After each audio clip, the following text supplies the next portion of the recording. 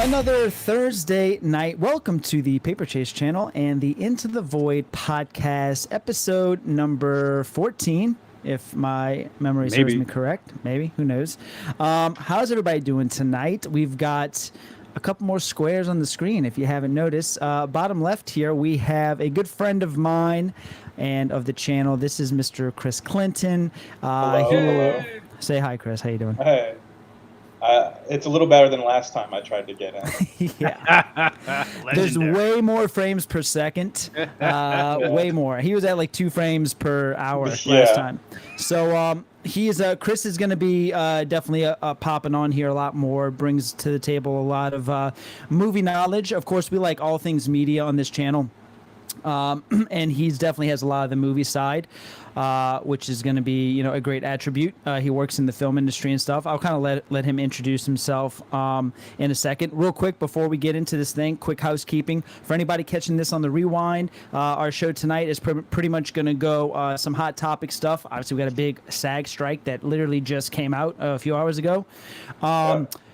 Rev's going to break down a very, some would say maybe controversial comic series, NYX, the origin of Laura Kinney, or her early years. And we're going to venture into just any kind of mutant talk, Deadpool. We'll do a little market report towards the end of the show as well. And, of course, we always love to interact with the chat. So real quick before we dive into this, hit that like button to help push the stream. This is the only way people will see us is likes and comments. So that mouse has a bulge. Yeah, he does. He does have a bulge. It's like the priest in The Little Mermaid. Gee, yeah. Oh, no. Welcome. Welcome to the podcast. Dearly beloved. First thing he says, blasphemy. It's all good. But hit the like button. It helps. Please leave a comment, even if it's something insulting or negative to say. But maybe not offensive. Somebody, remember that one guy. Don't do that. Offensive or negative, but not insulting? Or insulting? What did he say? You could say something offensive to us, but just leave other people alone. How about that? Yeah, Because we're here to defend. We're here to defend ourselves. Other people can't. And then the other thing is Sunday. Got another video coming out. This is kind of a break. Okay. What? I just see a picture of you holding trash bags.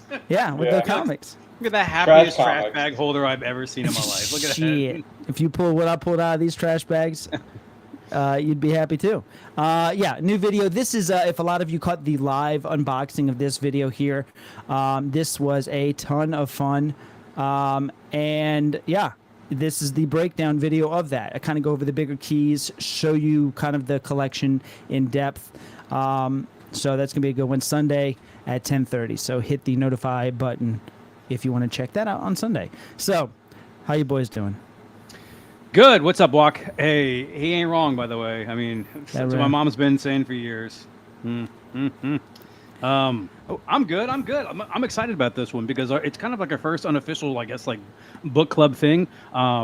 He's not in right now, but John O. Silva is the one who's actually been helping me a lot with this, kind of picking some stuff. And we're starting off with this one here, but he's giving me some really good ideas on some books in the future. And I kind of want to hit on Annihilation at some point with you, because I've been reading that since you said you were reading it. Nice. I'm still only 2 or 3 issues in, but you might be ahead of me now. Hang tight 1 second. Let me keep going. I need to shut the AC off. Go right ahead. Yeah. So. No, I'm actually, I was following it on the Marvel Unlimited app, and I've been reading, I guess Drax had his own series, and then I'm reading, the series from Nova right now. I was talking about the books that I'm reading. So, I was reading the prequel stuff, which is a Drax book, then there's a Nova book, and then Annihilation 1, and then now I'm reading a book that has fucking Ronan the Accuser as his own series. So, I mean, weird times in 2006. Yeah, it was. But apparently very, very good. So I can't wait to also, It's a book club where not everyone has read the book, or at least I haven't. That's fair. So the crazy thing, Chris, is pretty much religiously every Wednesday morning before I go to my LCS, I listen to one of the podcasts. It's called Marvel Pull List. And what I do is I like to listen to it because it'll say all the new books that are coming out, ones that they think are really good. And then they have a book club where they talk about a book from the past with a writer. And it's cool because a lot of times you then want to go read the books. Sometimes you don't, but sometimes you do. And then So I was thinking about with this one, NYX is like NYX is very important in the fact that it definitely is controversial for sure, no doubt about it. And it's the introduction of Laura Kinney into the Marvel universe as X-23, and it's a really bizarre start, and it's weird because like I feel like Marvel, what Marvel is doing with her right now is going to be so important. I think that she's going to be such like a titular. Is it titular or titular? A titular character in the years to come. So I mean, it's just something to think about, and we'll get into it a little bit later on. Honestly, John is on one right now, and he wants to talk about it too. So he'll come in later on and talk to us about it. But also, I just found out today was the last Marvel pull list. I've been listening to it for a year, love it, and all of a sudden they're like, "Yeah, this is the last episode." I'm like, "You fucking kidding me?" What? Yeah, jeez. So yeah, book club. Fingers and toes. What is up? How you doing, yo, sir? Yo. Good to see you. Intense Ewok says I look like Jar Jar. That's a compliment. Jar Jar. That you didn't get. If you're trying to insult me, you failed. That's a compliment. Thank you. The most undercover dark Sith that there is, Jar Jar. Jar Jar. I want that to be true, man. I mean, I know what you're talking about, and I really want Jar Jar to be like the most bad guy of all bad guys. You know? Yeah, for sure. He'll get his own TV show. Right. So okay, real quick before we again, we're gonna wait for John, one of our comic compadres, to chime in on the NYX series when we get to that. But first, let's hop into this earth-shattering situation here. Let me scroll up. So Hollywood SAG is on strike following the Writers Guild. Now the Actors Guild is on strike, and this is major. This hasn't happened, I don't think, since the 60s. So this is a pretty big deal here, and this is actually not good for our buddy in the middle here, Chris Clinton, because he works on films. I used to work in the film industry. Tell real quick. I haven't in months. Damn it! Before we dive into the actors' strike here, tell everybody what you did on movies. For a long time, I was like an assistant to actors and directors here when they were in town in New Orleans. And then about a year ago, I started doing the video department, video playback. Anything you see in a movie, if it's a computer screen, a TV in the background, a cell phone going off, like we would remotely control that. So the actors are never doing anything. You don't want them to do anything, no matter how well you try to protect it from the actors hitting buttons or messing with anything. They always find a way to do it, and they always find a way to like screw up the scene. And then there's another side of it that I'm still trying to learn, where you're playing back the image for the director. So every take gets recorded, and then it gets played back for the director. So that's basically what they're seeing, what the camera is seeing, so that they can sort of, watch how it looks. That's what I started doing. Now I haven't worked in months because the writer's strike's been going on for 74 days now, maybe. And now, I don't know if you saw the other article where the studios, I don't know how true it is, but the studios are saying they want the writers to go homeless before they make any sort of deal with them. Jesus Christ. Which is completely fucked. I did not hear about that. I heard. Yeah, that was another Deadline article that came out. I don't know. Some people think it's trying to scare people, or they think it's like a desperate plea by the studio. I don't know. It's not a good situation, but yeah, that's crazy, man. Very touchy subject here, because a lot of people's livelihoods are at stake with this, like including somebody in your position. This affects a lot of people. Yeah, that's what people think. They think it's just the writers that are affected and the actors. They don't think about all the other crew members in, not just in California, all over the U.S. That are being affected.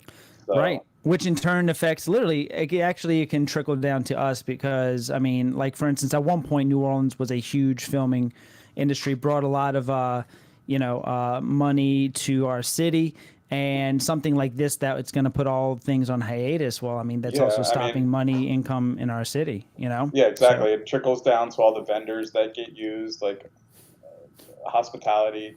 Yeah. So it affects a number of things. Alcohol, actors love going out and drinking on the weekends. I'm sorry. A article that I came across was Iger, this freaking guy here, and this is what I was thinking. I was reading this a little while ago, and it kind of sparked an idea in my head. He says that, in a nutshell, that the actors are being too unrealistic in their demands. So an important thing, and correct me if I'm wrong, Chris, an important thing to remember is that, like, when you think of like actors, you're thinking of, Tom Cruise, you're thinking of like the A-list celebrities, but the Actors Guild is thousands of people. It's not just the big wigs and the big names, right? Right.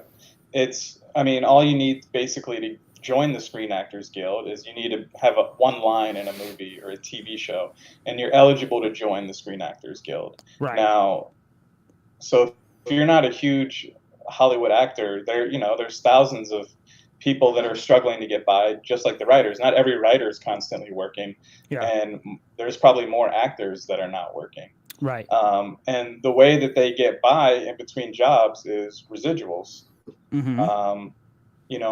Back in the day on a big network show, like, say Friends, like how many times that airs every day around the world. Yeah. You could get even for the writing, you could get a residual check every quarter for tens of thousands of dollars. Mm-hmm. Now, due to streaming,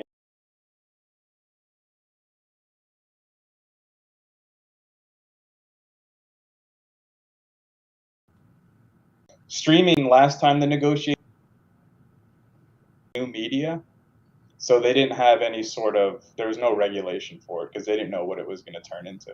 Right. Now that's the only way people consume media. Right. And it's sort of just an outdated system. You might have to repeat the last 45 seconds because I think we had a little disconnection there.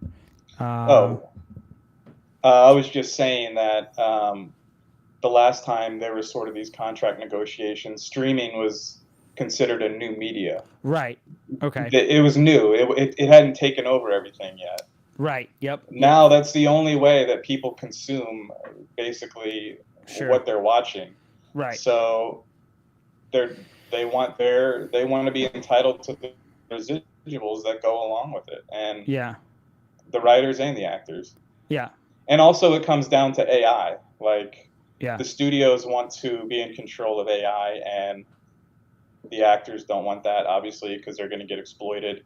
There was like a piece of an article saying the studios want to pay a background actor for one day and use their likeness for as long as they want. Jesus. So does that mean there's not going to be any more background extras? Like they're all just going to be AI in the background, Right. At that point, you might have more of a strike than actors. It might be a viewer strike. That's crazy, man. That's, there's something, and it goes back to practical effects. And I think one of the reasons why I love horror movies so much from yesteryear in the 80s is because even though the effects are primitive, there's something about even a dummy or a prosthetic being on screen that's more appealing to me than something that I know is CGI. Yeah, and so I think that could, the new Mission Impossible movie is, they're doing the stunts. You can see that they're on top of a train. You can see that it makes everything more real and more intense. Sure. It's present. It's present, exactly. If you just know that they're on a green screen, you're not going to get that involved in it. I'm hoping that, because people are complaining so much about the CGI and the Flash and all these other movies, I'm hoping that they could go back to doing more practical effects. Yeah. It hasn't happened yet, but I feel like the visual effects industry they're not in a union. They don't have a union, but they're overworked. I think there needs to be a change there as well. Right. I think there's definitely we don't know where Rev went, but I'm sure he'll be back. He got bored. He might have just had a technical difficulty. Can you see me? Hold on, he just texted me. Asking if I can see him. No. But I think there's something to that, like there's something to that, even as far so like for instance, if you go to Jurassic Park, one of the first movie to go. Here he is. Hold on. One moment. I agree with everything Chris said. Okay, so even if you go to like like stuff like Jurassic Park, like first movie to really go into CGI, there was a refrain there because it was so new. So they used what they were good at and they didn't rely on it. So there was a great balance of CGI and practical effects. Right, which is why they were those able to effects mix those. Yeah, and that's why that movie and those effects still hold up to this day, and it's timeless and it still feels present. So just because you got something easy and you can do everything doesn't mean you should try to do everything. That's what it should be. It should be used as a tool to help. Enhance. It shouldn't be relied on completely. Right, for sure. You guys are talking about special effects CGI stuff or what? Yeah, we went into that because we were just talking about how like, Chris was saying about how just like the streaming platform has kind of like changed the game, and I want to focus more on AI. Yeah, and the studios want to focus more on AI. And I see, and the whole AI debate is kind of like the streaming debate years ago. It was a new media, streaming was. Now we've gotten to the point where that's all we do. Yeah. Now AI is the new sort of tech that they want to. It's too soon to be, Yeah. Well, so we're just thinking about how. Okay, so obviously I was gone for like 5 minutes there, but so Chris, I guess like when it matriculates down to all the people we're talking about, like John was saying, people who drink beer, obviously the actors who come in town and things like that. How does it? Real quick, I want to get to the AI because it's important, but like, what was he saying was unreasonable? Like I said, and forgive me if you guys talked about it for a second. I mean, just like what people are wanting, they want to just protect themselves. I think actors are trying to protect themselves. I think writers are trying to protect the property of themselves. I mean, like, I obviously studios probably want to like make the most amount of money by spending the less. What's the fine balance of like making a ton of fucking movies that make money and not paying people anything? Like how can we do that? Is that what they're trying to get at? Yeah, they just want to get what they want to get compensated for what they think they're due, just in the residual area. I mean, think about the amount of money that Netflix makes, the amount of subscribers that they have. It's like they're getting billions of dollars. HBO Max is getting billions of dollars, and they don't want to pay the residuals. I mean, it's just, I guess it all comes down to greed. But the residuals are what can help an actor or a writer get by when it's slow. Right. Mm-hmm. When there's no work, you get your residual checks, and that keeps you afloat. But now their residual checks amount to nothing. Yeah. I mean, so what's the do you know the numbers on like as far as Netflix? I know Disney Plus is tanking. I mean, that was public. That Disney Plus I mean, I did see a thing but earlier today. I don't remember the numbers exactly. I know like Netflix or Disney for sure is one of the main streaming services, and Netflix that they're striking against. But then it brings up a point. There's like a real weird dynamic going on where you've got your worth, right, is all about supply and demand. NFL players will never go broke because Americans will always want to watch an NFL game on Sunday. So they'll always get paid top dollar. Yeah. Now, if you put out 5,000 movies and nobody's watching your movie on Netflix, well then the supply and demand shift has changed. And it's not really the actor's fault. They're probably showing up and doing their job. But the studios, because they're oversaturating what's out there, well, people are kind of just resulting in they're just really not watching a whole lot of anything. So actors want to get paid based off of residuals that really there's not a lot of, because people aren't watching these movies. These streaming things are kind of tanking. And the residuals used to come from like DVD sales. And, right. Hard copy media. Yes. And that's almost non-existent now. Right. I mean, it is, but it's like becoming more niche. Yeah. So I think, man, it's crazy. I think the biggest concern for sure is the AI protection. And, I think a lot of the actors are in 50 years from now, they're kind of going to be pioneers when this stuff really starts to get out of hand. There won't be any actors in 50 years. Well, might not. Yeah, check back in 50 years. They'll be all actors who were dead. And Yeah, Right. yeah. We'll just have like AI of actors that used to. I mean, like, who's gonna go see the next Tom Cruise movie? Right. Oh, he's like 120. Actually, he's probably still alive in 80 years. And 50 years. But that's where, and honestly, that's where I think it's gonna be up to the stopping point is the viewers. Like, it can get past the actors, but if nobody watches it, if there's enough of an uprise where it hits the studios in their pocketbook, that's the last line of defense before it becomes a thing. What are we missing? Listen, real quick. So, Chris, maybe you can kind of shed some light on this. And I don't want to be like too renegade by thinking this through, but it's like, okay, so this is going to implode on itself at some point. Just like when Netflix was birthed because of the movies and the rental studios and things like that, what is the thing we're missing? And you're like, okay, so fine, like this studios don't want to give and the actors don't want to give and the writers don't want to give. Right now, there's somebody in their fucking house thinking of what people might want for entertainment that might surpass even going to like the movies or things like that. Because I know that sounds crazy, but listen, hear me out. 10 years ago, we got fucking fidget spinners. Remember how much money those little dumb things made? Yeah. And you could have made that. I could have made that. John, you could have made that. And we didn't. But somebody else did. Somebody else started something. Somebody, did this whole Netflix streaming thing because they're like, what if you could watch this shit from your house? And not only that, once you could watch it from your house, they're sitting there thinking, like, what if we had our own content that's Netflix?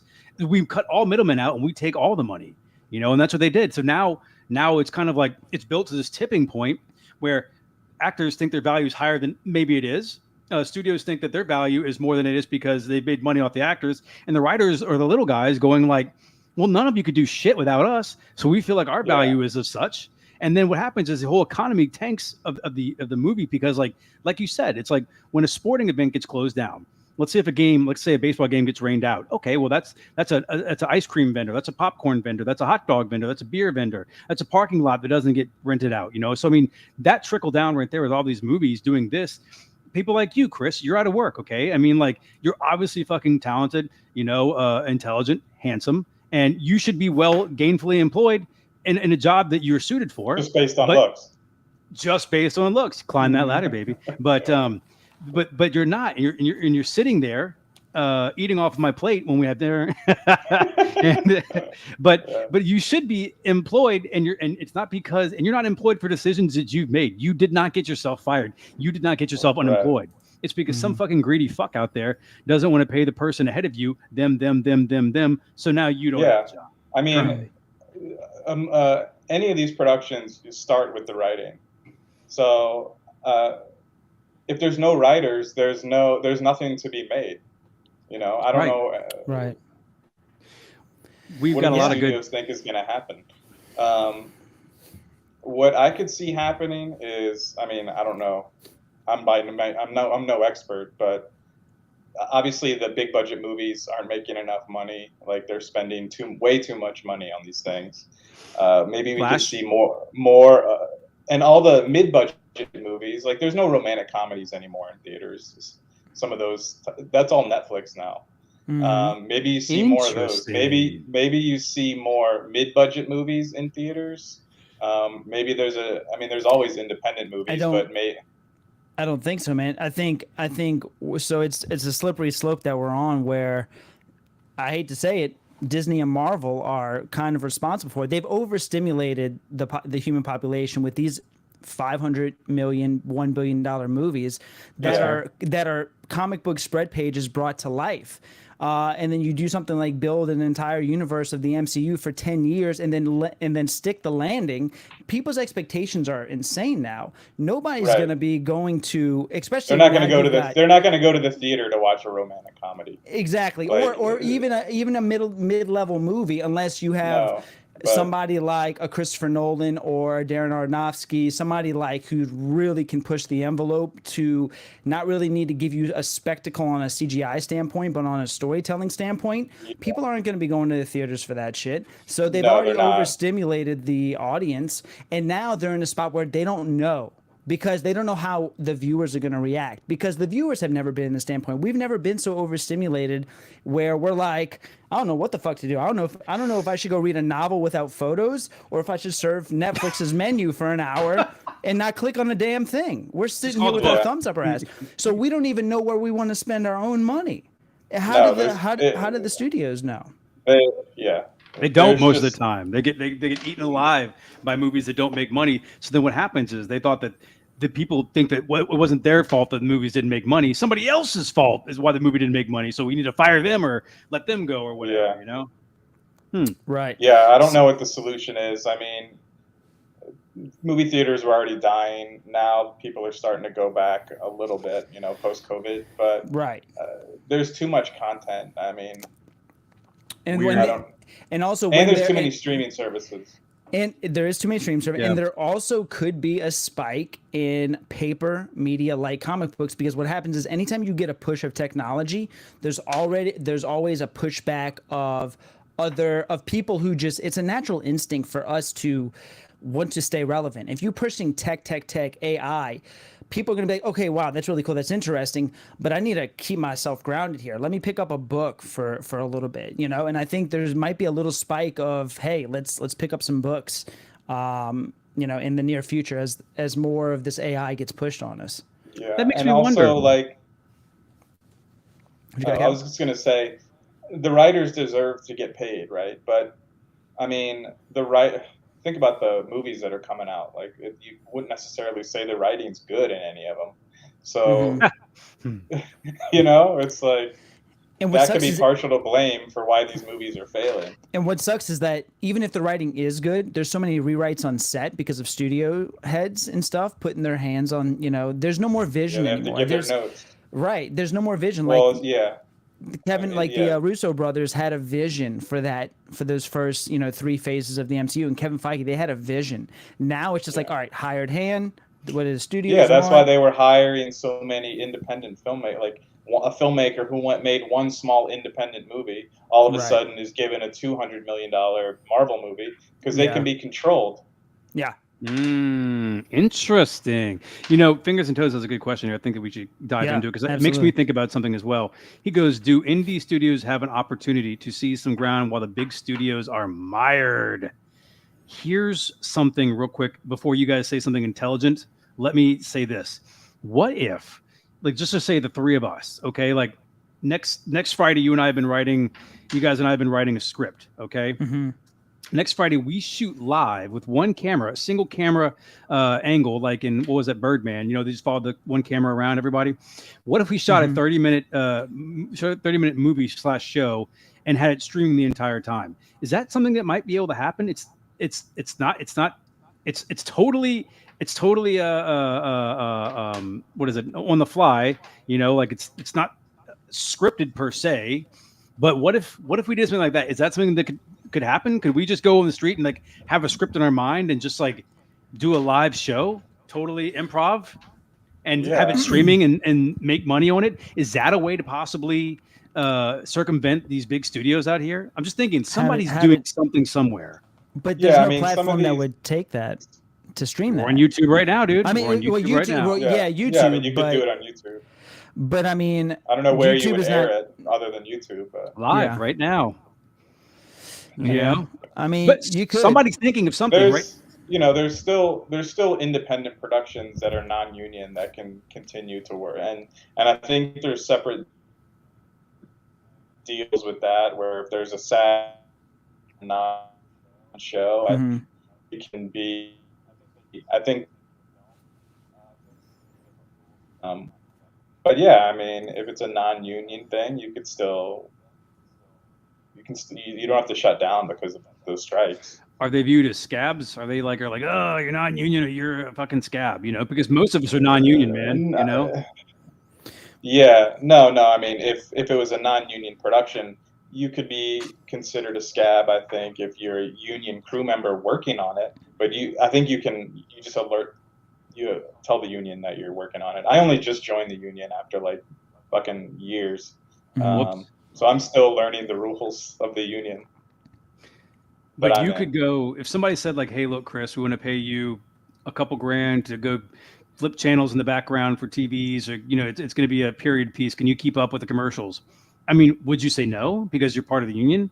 And look, I would think. I think you just have to tell them. I think you just have to tell them.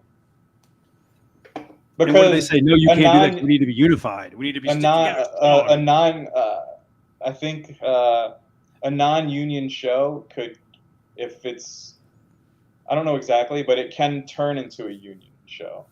If enough crew get involved, if enough union people are involved, and you have to create a petition, and you get all the crew members like on set to sign it, then you can, because most people are going to be in the unions. Well, according to the movie The Newsies, you're a union if you say you are.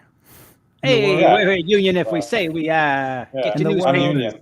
In the world, we'll know. It's a great movie. All right, next week's podcast, Newsies. Oh review. Man, Christian Bale's first movie. Yeah, it's a great movie. If you haven't seen it, yeah, but I was just wondering because I have not. But I actually wanted to when it came out when I was a kid. I was like, hey, Newsies looks good, you know. Yeah. I also wanted to see Dick Tracy in the theater, and I didn't. Great movie, but But there's got to be, because I said like there's always some sort of renegade guerrilla, something out there. Like I said, exactly. I mean, this is this could be a good time for a rise in independent cinema. I mean, not because who knows how long this is going to last, but. Well, no, but the thing is like, okay, so here's the deal. Just like those stories you read, like you got these guerrilla companies right now trying to do something. And then when everything gets signed, eventually they're going to have to, at some point when Bob Iger's pocketbook gets hit and he can't buy a Porsche a day, he's going to feel like, maybe I got to come together with these people. Okay. But is he waiting these people out so they're like homeless? You know, like but Bob Iger, he's the one saying that the actors aren't being realistic. It's like, well, he's not even thinking about writers then, right? Well, I mean, I don't know what he's saying about the writers, but I mean, shit, like, is any of it realistic? Like the amount of money that the studio heads make, I think the studios they want to start producing AI generated scripts, where they don't have to pay anyone. What the actual fuck? Yeah, like as crazy as it sounds, like that's where I think they're wanting to head. Yeah. And last Saturday we went to Kev's house or Rev's house for a little birthday bash. And we were chilling, and I made a small in the pool. I made a small AI generated pool. Wasn't there? Yeah, I made a small prediction about the. I think within 10 years' time, I think there's going to be such a divide. I think there's going to be an old Hollywood and a new Hollywood, and I think that there's going to be things that are solely produced, man-made, people hired, and then there's going to be a separate, so for instance, on your old Hollywood, you're going to have the Scorseses, the Tarantinos, all the Tarantino's not going to he's not going to be making movies probably in 10 years anyway. I think he's trying to wrap it up. Yeah. But anyway, I think there's going to be an old and a new Hollywood. I think there's going to be a major divide, and it's going to kind of be interesting to see. I want that. I want a cool nickname. Well, I'm going to be in the old side. Like, it could be to the point where, like, I don't know if you've messed around on Midjourney, like the AI, where you can type in whatever you want and it creates like an AI generated image. Yeah. Like they're saying it could get to the point where you could go into whatever program and be like, I want an AI generated movie starring Tom Cruise about a not a unicorn, because that's already the movie Legend, but like whatever you can think of. The craziest shit you could think of, and it'll just generate it for you, just like that. True.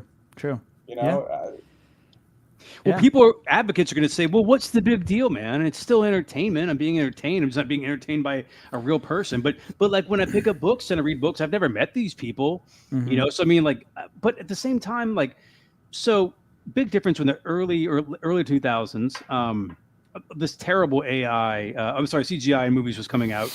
And I remember I went to go see Hitchhiker's Guide to the Galaxy in the theater, and it was wonderful because it was actual fucking puppets in the movie. There was I'm sure there was some CGI stuff, but it was real puppets. And I was like, oh, this is so cool, and I really, really enjoyed it because at the time the CGI was just terrible. But I love that movie. Also, I love the book, great book. But the old, it was using older technology, which was wonderful. And like I said, what is the Henson studio doing right now? What are they doing? What are they pumping out? Are they just like a computer-based studio now, or what? No, I know one thing that they did is they just a movie that shot here, the Five Nights at Freddy's movies. Oh yeah, really? Henson Company, they provided all the animatronics for that. Is that where they've gone now? Five Nights at Freddy? Yeah, and they're playing. That movie finished filming earlier this year. It comes out in October. They're already planning to do 2 more. That's also where, like, I don't like where they are planning all these things before one has even been released yet. Well, you mentioned content. Well, these things get squashed, but you mentioned something I kind of thought about for a second. Like, it really is content. I mean, like I get excited for certain things, but there's a glut of stuff, and it can't all be good because you're pulling people left and right all the way. I mean, like, again, like with this, I was eating dinner before I popped on, and my kids were talking about my Elise, who comes in here. She was like, she's like, what do you think about the new Harley Quinn movie? And I'm like, I didn't even know about it, And I mean, you mean like Joker too? And she's like, yeah. And then she was like, I was like, well, like I really wish that they would have like somebody other than Lady Gaga doing Harley Quinn. And they're like, oh, you're just a Lady Gaga hater. And I'm like, no, it's not that I'm a Lady Gaga hater, which I am, but it's the fact that you could have like a young, talented person take over the Lady Gaga, the Harley Quinn role and like really run with it. And then she's like, Lisa goes, but why would I watch the movie if Lady Gaga wasn't in it? And I was thinking to myself, well, that's what's wrong with this. You're going to watch a movie just because of a person. Well, you're supposed to watch it for the character. Right. Yeah, but it's weird. Like, but Hollywood is actually betting on having Lady Gaga's hack ass in a movie to make you go to it. So you're gonna have Joaquin Phoenix, who is a very creepy Joker, and then you're gonna have Lady Gaga badly singing with him a duet or something like that. Like, but why does she have to be Harley Quinn? Well, I think what they're I think part of it is definitely to get people in front of the screen, and then another part is like if you're going for what I think they're trying to go for is they're trying to go for this weird musical type of situation is what they're trying to do. She is from that area. She naturally has that accent. She is a decent actor. So I'm saying there's a lot of pros to having her as Harley Quinn, and it costs less time for them to go actor searching or actress searching. So weird. And it costs somebody's a little job, more money. though.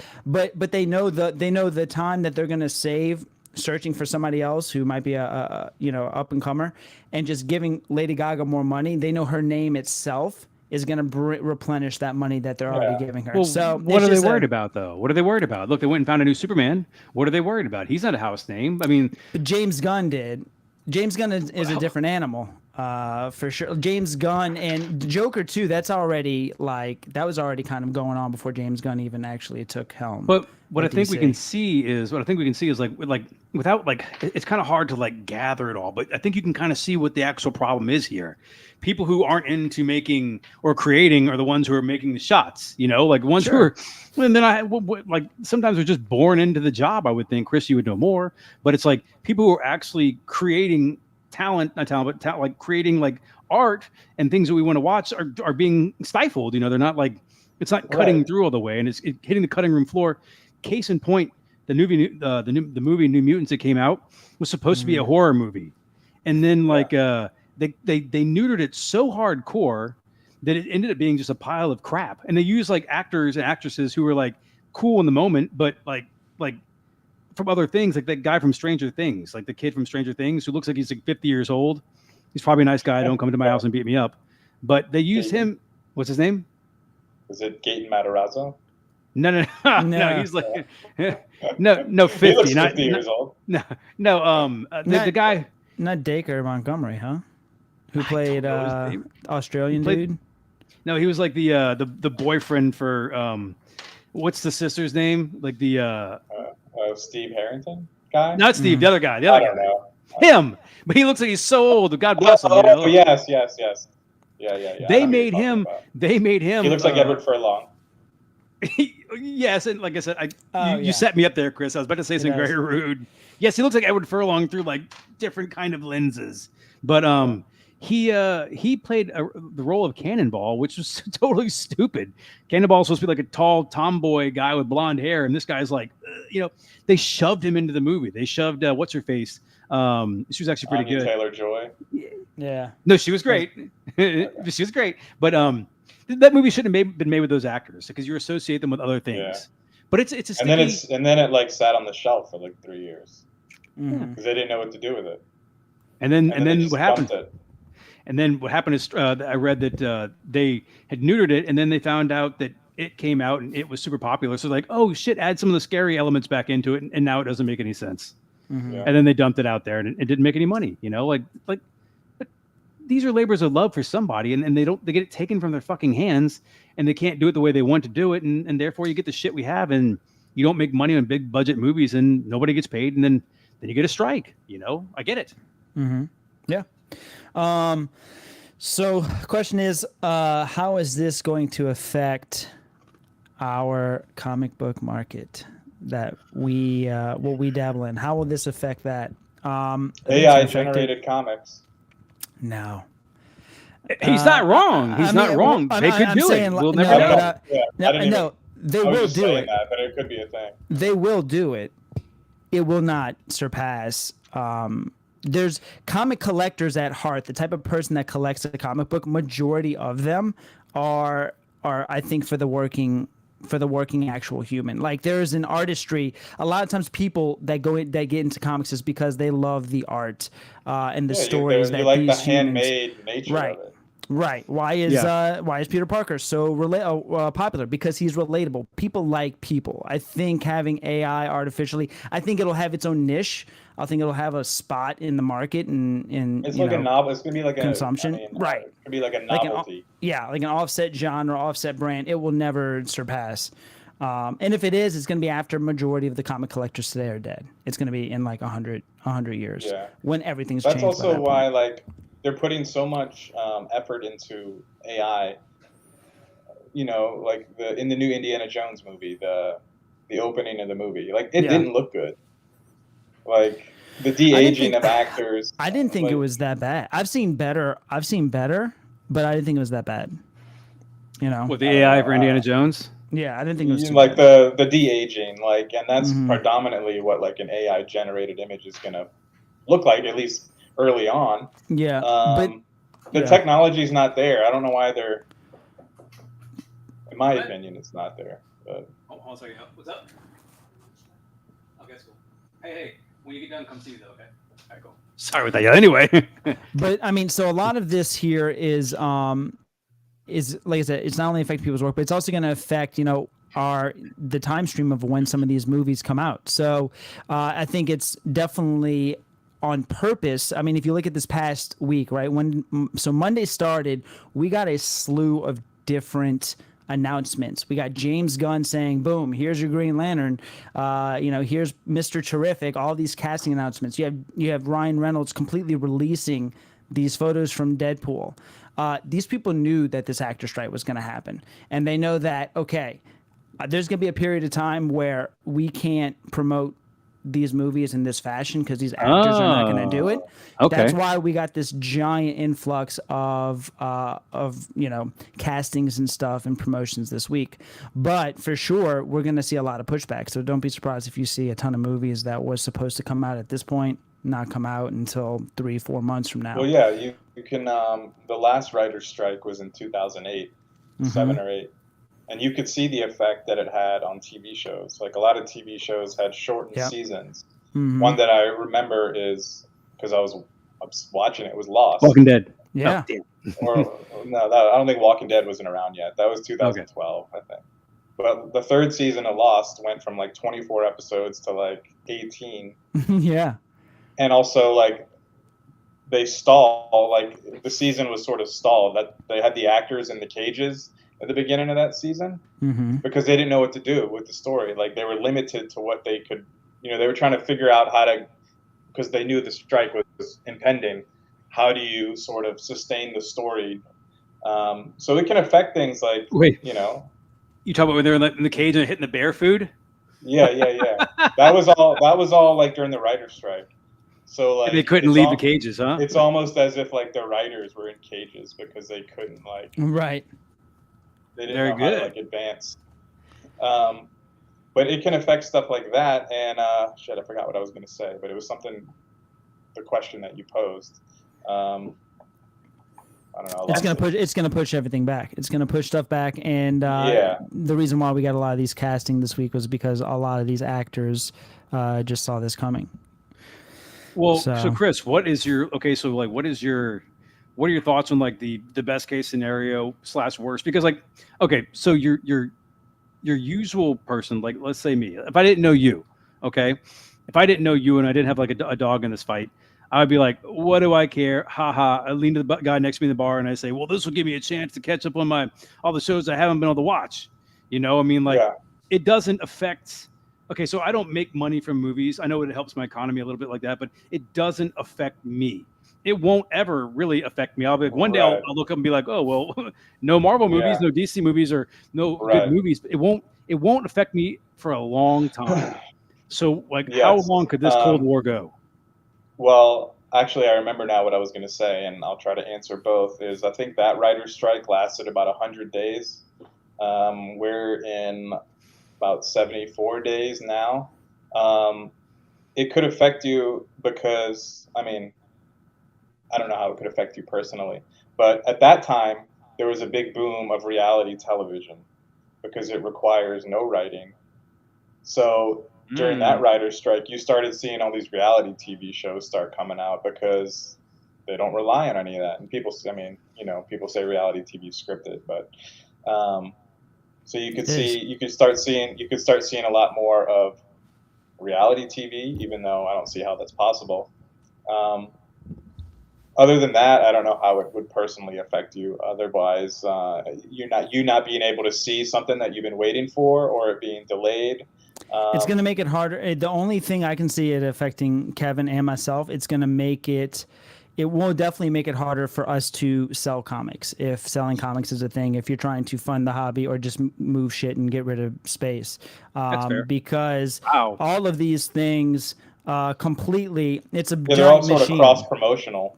Right. It's a giant machine. People, you know, just the news itself moves books, which just incites curiosity into the hobby. And even though Deadpool 1 is selling today, even though somebody didn't buy Deadpool 1, they'll hear about it. Maybe they found another book, and it all moves books. It all moves the market. So if there is... Synergy. Huh? Synergy, yeah. Synergy. Yeah. That's interesting. That's interesting because, like, okay, so saying that, what will it do to help mollify people who are readers and actually just waiting for like content of books? If you want to stay on comic books, you're right. Like, and you guys hit the nail on the head where it's cross promotional for sure. You know, so all of a sudden these comic movies aren't coming out. DC, Marvel, obviously, you know, Image has got a few things out there with that wonderful Invincible show. You know, it would put the stories back in the books. I mean, and the comic market would definitely tank because people aren't spending, you know, the comic aftermarket will tank. Yes, sorry, yes, but it actually might help the primary market because it might help the writers and artists until then the studio, these companies find a way to cram AI into us, you know, and then wow, Jesus Christ, man, like it's becoming a non-world.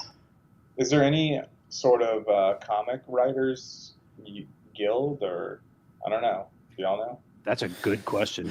I don't know. I mean, it's so easy to honestly make a comic. It's so easy to just throw one out there. Yeah, I mean, anyone can make a comic. Anyone can do it make tomorrow. A movie. You know, yeah. It's so it's like it's way easier to do that. My inbox is flooded with artists that say, hey, here's my artwork. And it's an automated thing that the artists have. And they're like, hey, here's my artwork. Here's my portfolio. You're looking for an artist for a comic. I mean, I'm talking about like 2 or 3 a week. So people are willing to work, you know. So I definitely think for sure that, you know, it's way easier to do that.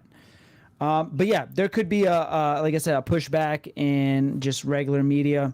And do y'all know, like, since we're just talking about this, like, what does a comic writer or artist, how do they get paid? They get paid by every comic sold, or? I want to say it depends on, so probably they get paid for just, unless you're like a big wig, I don't think you're going to get paid for like residuals on comic books. I think you just get paid to get hired. That would be like you selling to Kevin, and then the writer getting a right. But I'm saying even for like character creators. So if I create a character that pops up in this comic book here, you know, I don't think majority of writers are getting paid for that character, you know, 10 or so years down the line. Now, if you're renowned, if they create a character and like, look at Neil Gaiman with Angela and Image and things like that. He was holding on to Angela, and then he wanted to have control of Angela, and they're like, no, you can't. Right. And then she popped up in Marvel. Yeah, and then no one really cares about Angela anyway. But that's interesting because, like I said, like no one cares until it really hits them in the pocketbook, I guess. But here's the thing, like, and Chris, I mean, like, it's obviously when you said I don't have a dog in the fight, I do, man. You're my friend. I care about you, bro. Yeah, so, that's a personal reason that you could be affected by it. Yeah. So I mean, it's one of those things where, and I have a very good friend who she pops in here every now and then. She's actually she is a voice actor, and so I mean, that's cool. This is hitting her too. She's right out there as well. There's something that was messing her up, I guess, with the writers. Like she's not working either right now, and she's pretty sought after. Mm-hmm. She's voiced a bunch of very, very popular video games. She does video games. But she's voiced a bunch of. I've always wanted to do voice acting. She's pretty fucking phenomenal, and you've heard her before. Well, whenever next time she's on, let us know, Rev and Kevin, and then Chris can do a little audition with his his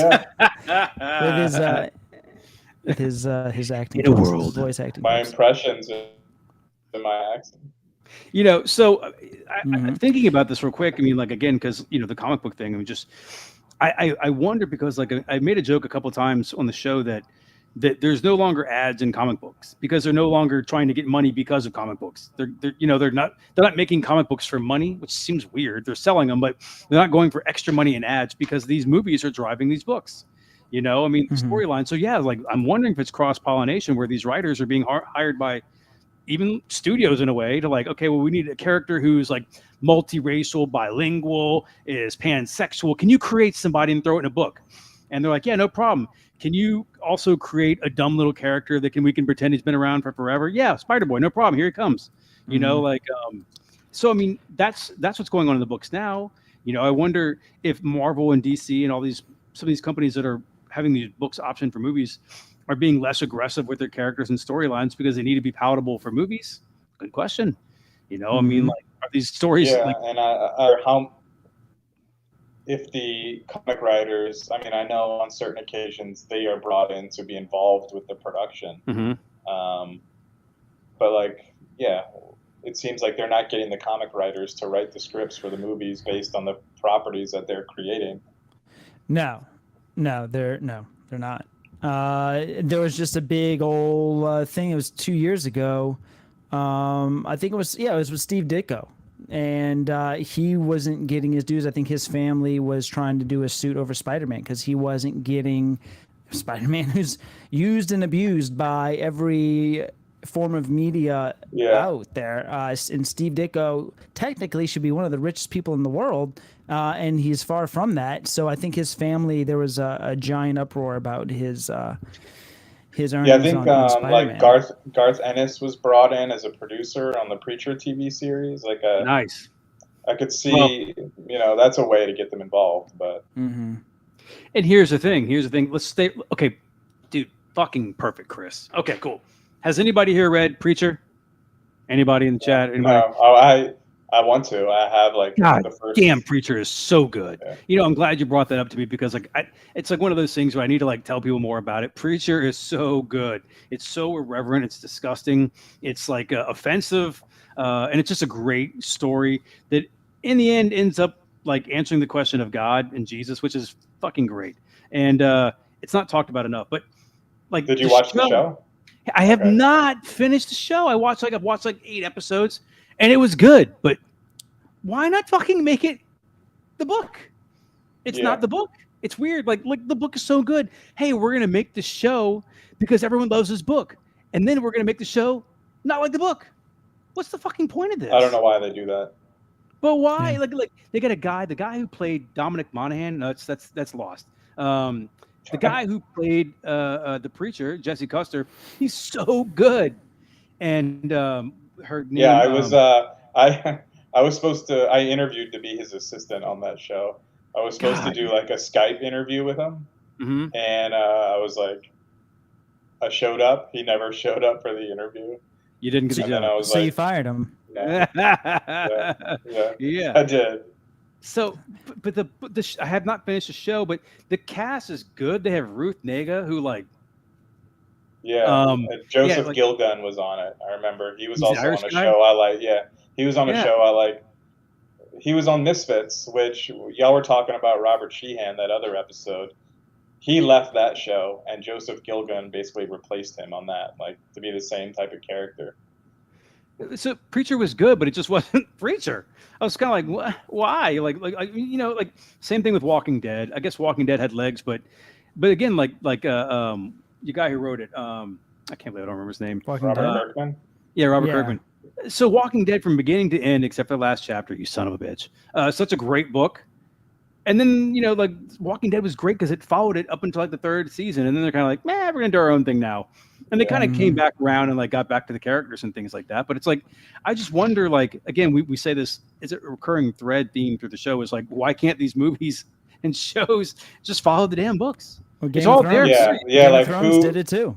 Who was there to decide, like, oh, we're going to change this and go in our own direction? Like, everybody loves it, so let's change it. Yeah. Yeah, it's Game of Thrones did it as well. It's all about. I think a lot of it has to do with just deadlines. Honestly, What do you mean by Game of Thrones? I'm interested in this because Game of Thrones, the last season, they completely derailed like it. the last few seasons, and they had nothing to go on. They had nothing to go on. I read the very last book. I read all the books. My brother got me one of the books for Christmas, and I read it. It's not usually my jam. But I read it. I was like, this is really good. You can skip about 100 pages of book because it's all about food and what they're wearing. But the very last book, the very last page, they're on a parapet somewhere on a castle, and here comes some dragons. But I don't know what happened. So HBO's like, this motherfucker won't write this book, so we're gonna just make the story. Why didn't they get Tolkien? What's his name? Might as well say George R. Martin to write the script, okay, or at least give him the outline. He did. He gave him the outline. And let me sit on this toilet and take a shit for you. This guy here did not write another book because he was so interested in like having celebrities. Yeah, exactly. George R. Martin, look, he might as well. He's never gonna write those books. He might be selling vacuum cleaners now. Fuck that guy. Yeah. Sorry, he's like seven. He's got 2 more books to write, and he's like 70 years old. It's not happening. Yeah, he can't write. And that's never happened. That's never happened before. When have you ever heard of a TV show or outliving the content or going beyond the content? Yeah. That's so stupid, man. Like, by the way, it made me so mad because I got 7 fucking books into that series, and then I have to watch HBO to watch how it ends. Like I just watch HBO to see how the books I've been investing probably close to like, I don't know, 40 hours of my life reading. And now I have to find out that Arya Stark just plunges a knife into your boy.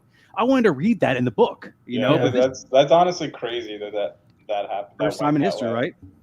But why? So how far derived was the show from the outline? Has his outline ever been released on like what he gave HBO and said, look, here's where it's going? Like, no, because he's still supposed to be releasing the book.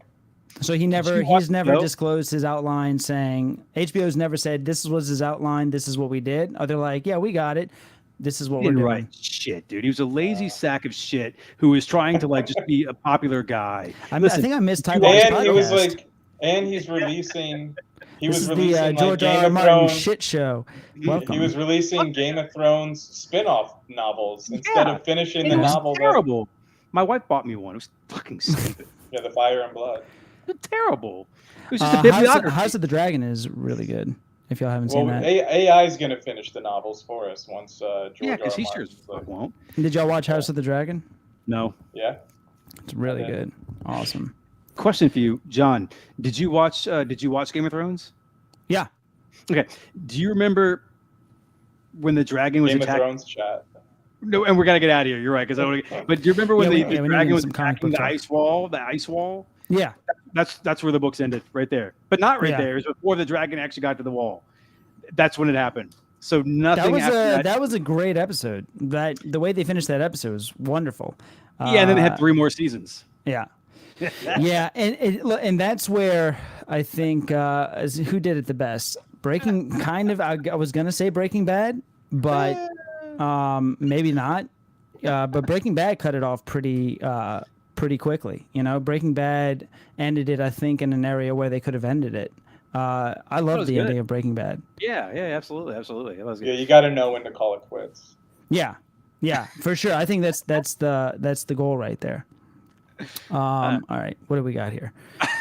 George Martin just keeps farting into his hand and throwing it forward as a way of saying something new is coming out. He's a hack. God bless. There it is. I just thought of that guy farting into his hand, throwing cupcakes into the wind. That's what the winds of winter. Oh my! There it is. I mean, this guy's so full of himself. He makes himself George R.R. Martin. He didn't want to be confused with the Beatles producer. Was there a guy? Fair. Anyway, okay. Back to any word on Jono and the NYX? I shall text him now. Okay. I shall. But look, you need to go to Deadpool 3 because we need to talk about Logan.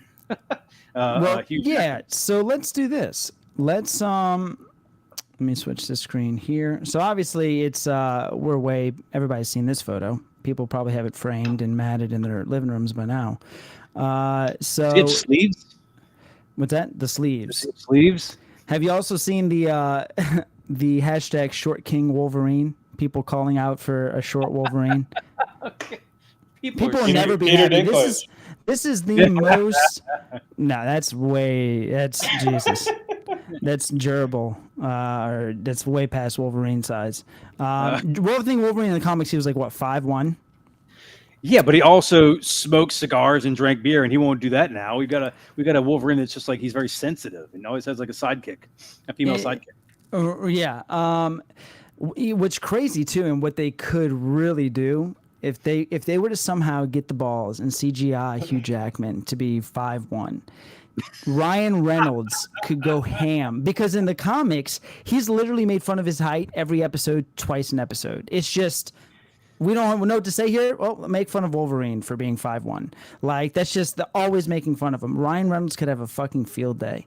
If they were to CGI, I'm sure there will be a joke about that. I'm sure.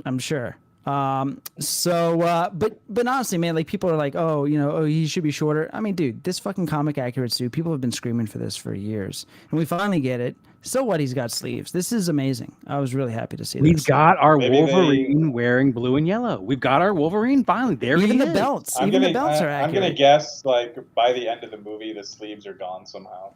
I wouldn't doubt it. He'll be bloody. Yeah, I wouldn't doubt it. Intensity Walks right. It is Astonishing X-Men Wolverine right there. Mm-hmm. He's absolutely 100% right. And if you were trying to spec on some books, if you get the Gabriel Delato, no, I think Astonishing X-Men 1 has a variant with Wolverine on the cover wearing this costume. It's a little bit different, obviously, but it is the first introduction of that costume. Mm-hmm. Astonishing X-Men 1. Go out and buy it. $10. Yeah. Not many books are. We'll do a little market report a little bit later, but this really hasn't moved the market all too much. But I mean, there's nothing to really be inspected. I mean, everybody's coming back. It's almost an overflow of like who's coming back. I mean, all the X-Men are coming back. From the Fox universe. I don't know if you saw the set photos of they're fighting around the 20th Century Fox. Logo. You saw that? Mm-hmm. No, I have not.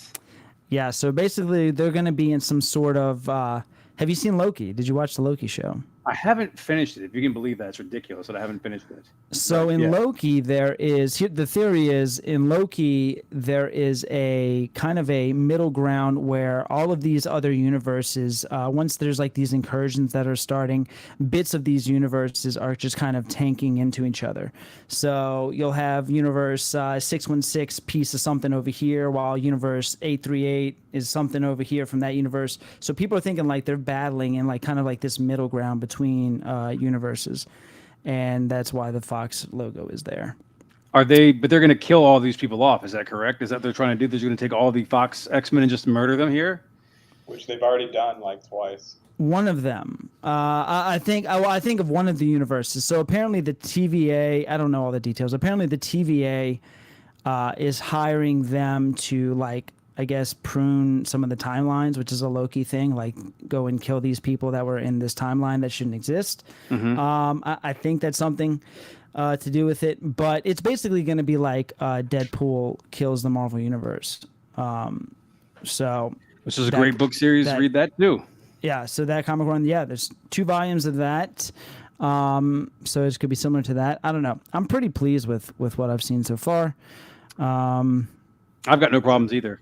Yeah. It's killed like the Fox Marvel universe. I think that might be the intention, but, well, spoiler, I don't know if it's leaks or just speculation, but I think a lot of those Fox universe characters are going to end up in the Disney MCU. I think. I hope not. I think. We'll see. Well, who are we talking about? Are we talking about you got Storm? James You got Marsden? Scott Summers? You got.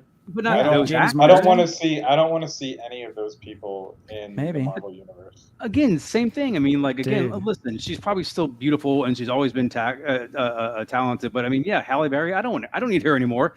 Again, I don't need to know. I don't need to see Famke Johnson reimagine her role. They need to. The whole point of them. I thought the whole point of Disney buying Fox was that they could have control of the X-Men to like recast everyone. But I think it was something in their contracts when they signed for those movies. That's why they can't recast anybody. That's why they have to use the likeness of the 20th Century Fox X-Men. I don't know. I mean, something to do in the contracts. I don't know. The thing is with the X-Men, I'd rather see a whole new. I would too. Cast. Sure. And the thing with the X-Men. I'm sorry, Chris. Yeah. You go. No, I was gonna say it's nice to see Hugh Jackman do it again, but like we don't need this. No. He had a fitting end already. Yeah, it's nice, but Disney is desperate and they're using what they got. That's what it comes down to. X-Men is such a huge property. I mean, like if you don't read comics and you're watching this right now, or you're gonna watch this on the rewind, what you don't understand is that like. When Avengers came out first in the Marvel Studios, everybody went like, okay, Avengers. But they really wanted X-Men, like, and then the Avengers movies were all great and wonderful and things were great. But in the end, you really want a good X-Men story. You want it done by Marvel, the Marvel way. And listen, they're going to do it. And I'm sure it'll be great. But they keep having these like fits and jerks. The X-Men movies have almost been as bad as like them trying to run Fantastic Four down our throats. It's like they keep restarting X-Men over and over and over again. They put the lady from Game of Thrones as Phoenix, as Jean Grey, and there was no need to do that. They did it because she was popular at the time, and then so they keep redoing things and starting them and doing them badly. Apocalypse. I mean, like Apocalypse shouldn't have been handled like that. Apocalypse is a motherfucker. Like an Apocalypse just became like a nobody. It was just a nobody thing. They need to calm down and do this right. But I think when you think about Marvel movies, you think about, like I said, Spider-Man right now and Avengers and things like that, and the Incredible Hulk. But you don't think about X-Men as much because they just keep fucking it up. But as a true comic book reader, when I first heard Marvel was doing movies, of course, man, the first person you think of, and you can lie about it, but it's Wolverine. You think of like, how was Wolverine? And then when we got Hugh Jackman as Wolverine, everybody said the same thing. He doesn't look exactly like Wolverine. And then we saw him on the screen and we're like, nah, that's our Wolverine. We're good. And he's been great at it the entire time. Hugh Jackman has been a wonderful, great Wolverine. So what if he's not 5'1"? He's been perfect every damn time. Even as old man Wolverine, as old man Logan, he was great. He has nailed it. And so to Chris's point, like, yeah, here he is, and we could have somebody else new. But you know what? It's just like the idea of Han Solo playing in his last movie. I'll do it one more time. I'll watch it one more time. And same thing when he was in Indiana Jones. I mean, it might be a terrible movie, but God damn it, there's Harrison Ford one more time. Making Logan, like, it was known, like, this was it. This was Hugh Jackman's last time playing this character. And that was like part of the marketing in a way, like in interviews. They tried to make the best movie that they could because this is it. And, enough money will bring you back, to play the character again. Sure. So Fingers and Toes brought up an interesting point here a little back. He mentioned sleeves are reported to be because there's recent skin cancer issues and susceptibility to it. I didn't know that. If that's the case, and wear sleeves, brother. He already had skin cancer. He's had it a couple of times, but as far as I know, it was only like on his nose. Like I don't think it was anywhere else. He's because you've seen him in interviews where he'll have like a bandage on his nose every couple months. Never seen one. Years. But I know people rag on his wife. That's terrible, humans. You know.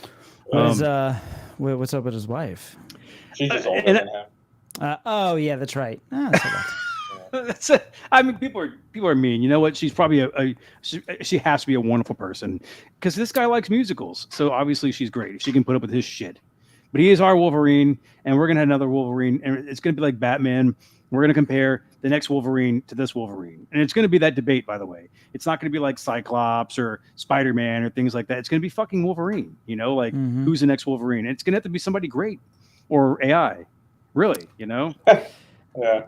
Hopefully somebody great. All right. So I'm with it. Looks good. What about? Well, let's go into because it says in the title, NYX breakdown. So we're gonna jump into that. Jono's not here. Can't really hold up anymore. We love you, Jono. But yeah, if you're not here, like I said, should I show my my Wolverine thing? Oh yeah. Well, actually, hold on. Yeah, do that. That's because good. Chris worked with Hugh on Logan. Mm-hmm. Yeah, you were his assistant on that movie. Yeah. Yeah, there you go. So show him what you got. That was a very crazy experience. Like because we filmed here for 2 months, and then we went to New Mexico for like 5 weeks, and that was my first time traveling with a movie. And that's awesome. Especially like a high-profile movie like that. Right. So it was a cool experience. But I got this thing as a wrap gift, which from Hugh that I've never gotten framed. This is one side, and then here's the other side. It's cool. So it's two separate pieces that you could frame, but it's got. Let me know if this means anything to you. This is a limited print of. What? Do you know who that is? Yeah, it means something, a little something. Okay. Within the Marvel world, he is considered the best interpreter for Logan ever. The black and white panel was inked by Danny Mickey. Interesting. That's not. It's a print though. That's not. I mean, I'm not trying to. It's an amazing piece. I'll steal it from you. I think there was like. There was only like 7 of them made. Okay, gotcha. Yeah, I would have had that framed, dude, in a week after I got that. I know. You need to get that framed. He gave these out to like certain people as wrap gifts. I think he said there was only. I think he said there was only like 7 or 8 of them made. Wow. But I thought I would show you all that. Yeah, it's really freaking cool. And I need to get it. It's been years. I've had it since 2016. I still haven't. I don't know. How? So tell us, how's Hugh? How is he? Well, I don't know how he's doing now, but no, I mean, like, how is he to work with? But he's probably one of the nicest people that you could work with, like especially as far as actors. Just a very nice, down to earth guy. Yeah. I would every Friday. I would have to go out and buy like 200 scratch off lottery tickets. I remember you telling me that. Yeah. Yeah. And so imagine just walking. Every time it was like an issue, I would walk into a gas station and be like, I need 200 scratch off tickets. And they'd be like, what? And I need 200. Yeah. And then he would hand them out to like all the crew members every Friday. They're like, you so stuff like that, you know. He's just very nice. Like, yeah. Did you ever do? Didn't you do line readings with him? No, not on that movie. You worked with him on another movie? No, I didn't. You did line readings with Adam Driver. Kylo Ren. No. Yeah, you told me. Maybe. Yeah, no, he had a small part in that movie, Midnight Special. Yeah. And he left that movie. He got cast in Force Awakens during that movie. So he left that movie and he went to go do Star Wars right after. So, and then he obviously blew up from there. So. Yeah, I remember you telling me when you were talking to him in the car and he was like, yeah, I just got a role. And you were like trying to like ask him, and he was like, I can't yeah. He was like downplaying it. And I was like, you're talking about Star Wars. And he's like, he's like, basically, yeah. That's cool. That's cool. But yeah, that doesn't Logan look like he's got was, sleeves in that. He does not have sleeves. He doesn't have sleeves in that. But that's also that's the. I'm sorry to cut you off, Chris. I mean, John started talking. Oh, that's fine.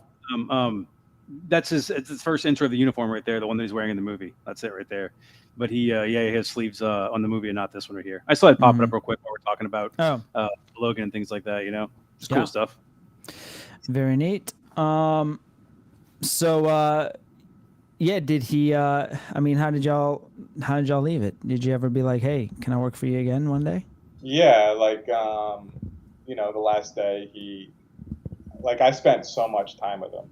Like it was 2 months, and then in New Mexico, we were staying in and out of hotels. We were staying in the middle of nowhere, like in the forest, for the end of the movie. Where they're like that whole forest bit. That was like 2 weeks in some tiny town on the border of Colorado. So like there was a lot of time spent together. But yeah,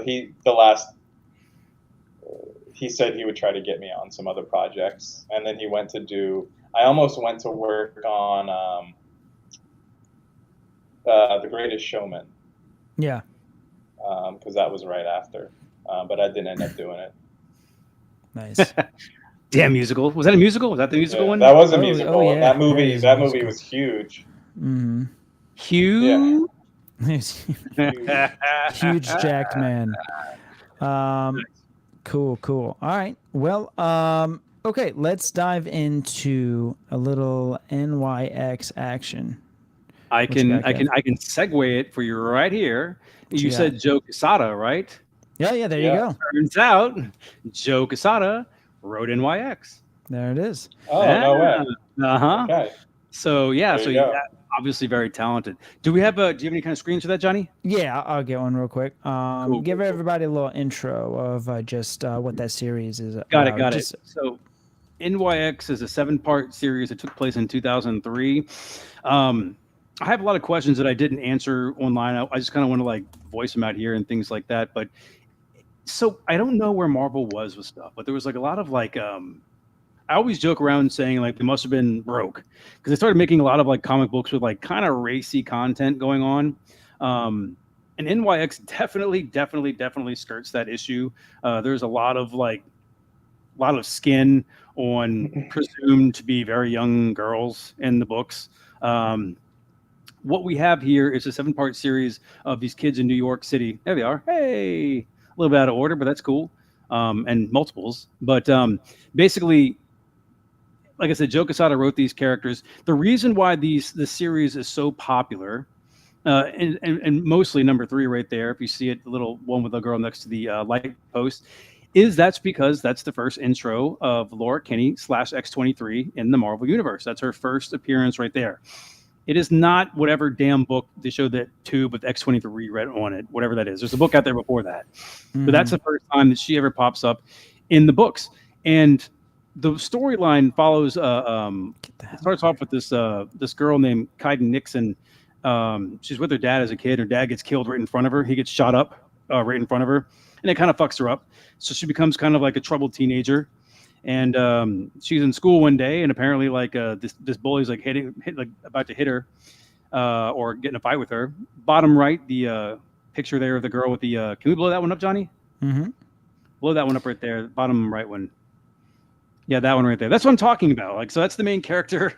That's the main character of the book right there. Her name's Kaiden Nixon. It basically revolves around her. She is the main character of NYX, and her father was killed, so she kind of became like a disaffected youth, and she was about to get beat up by this bully in school, and she developed the mutant power immediately where she could stop time, and basically like touch people, and she touched this guy's arm and it broke his arm immediately.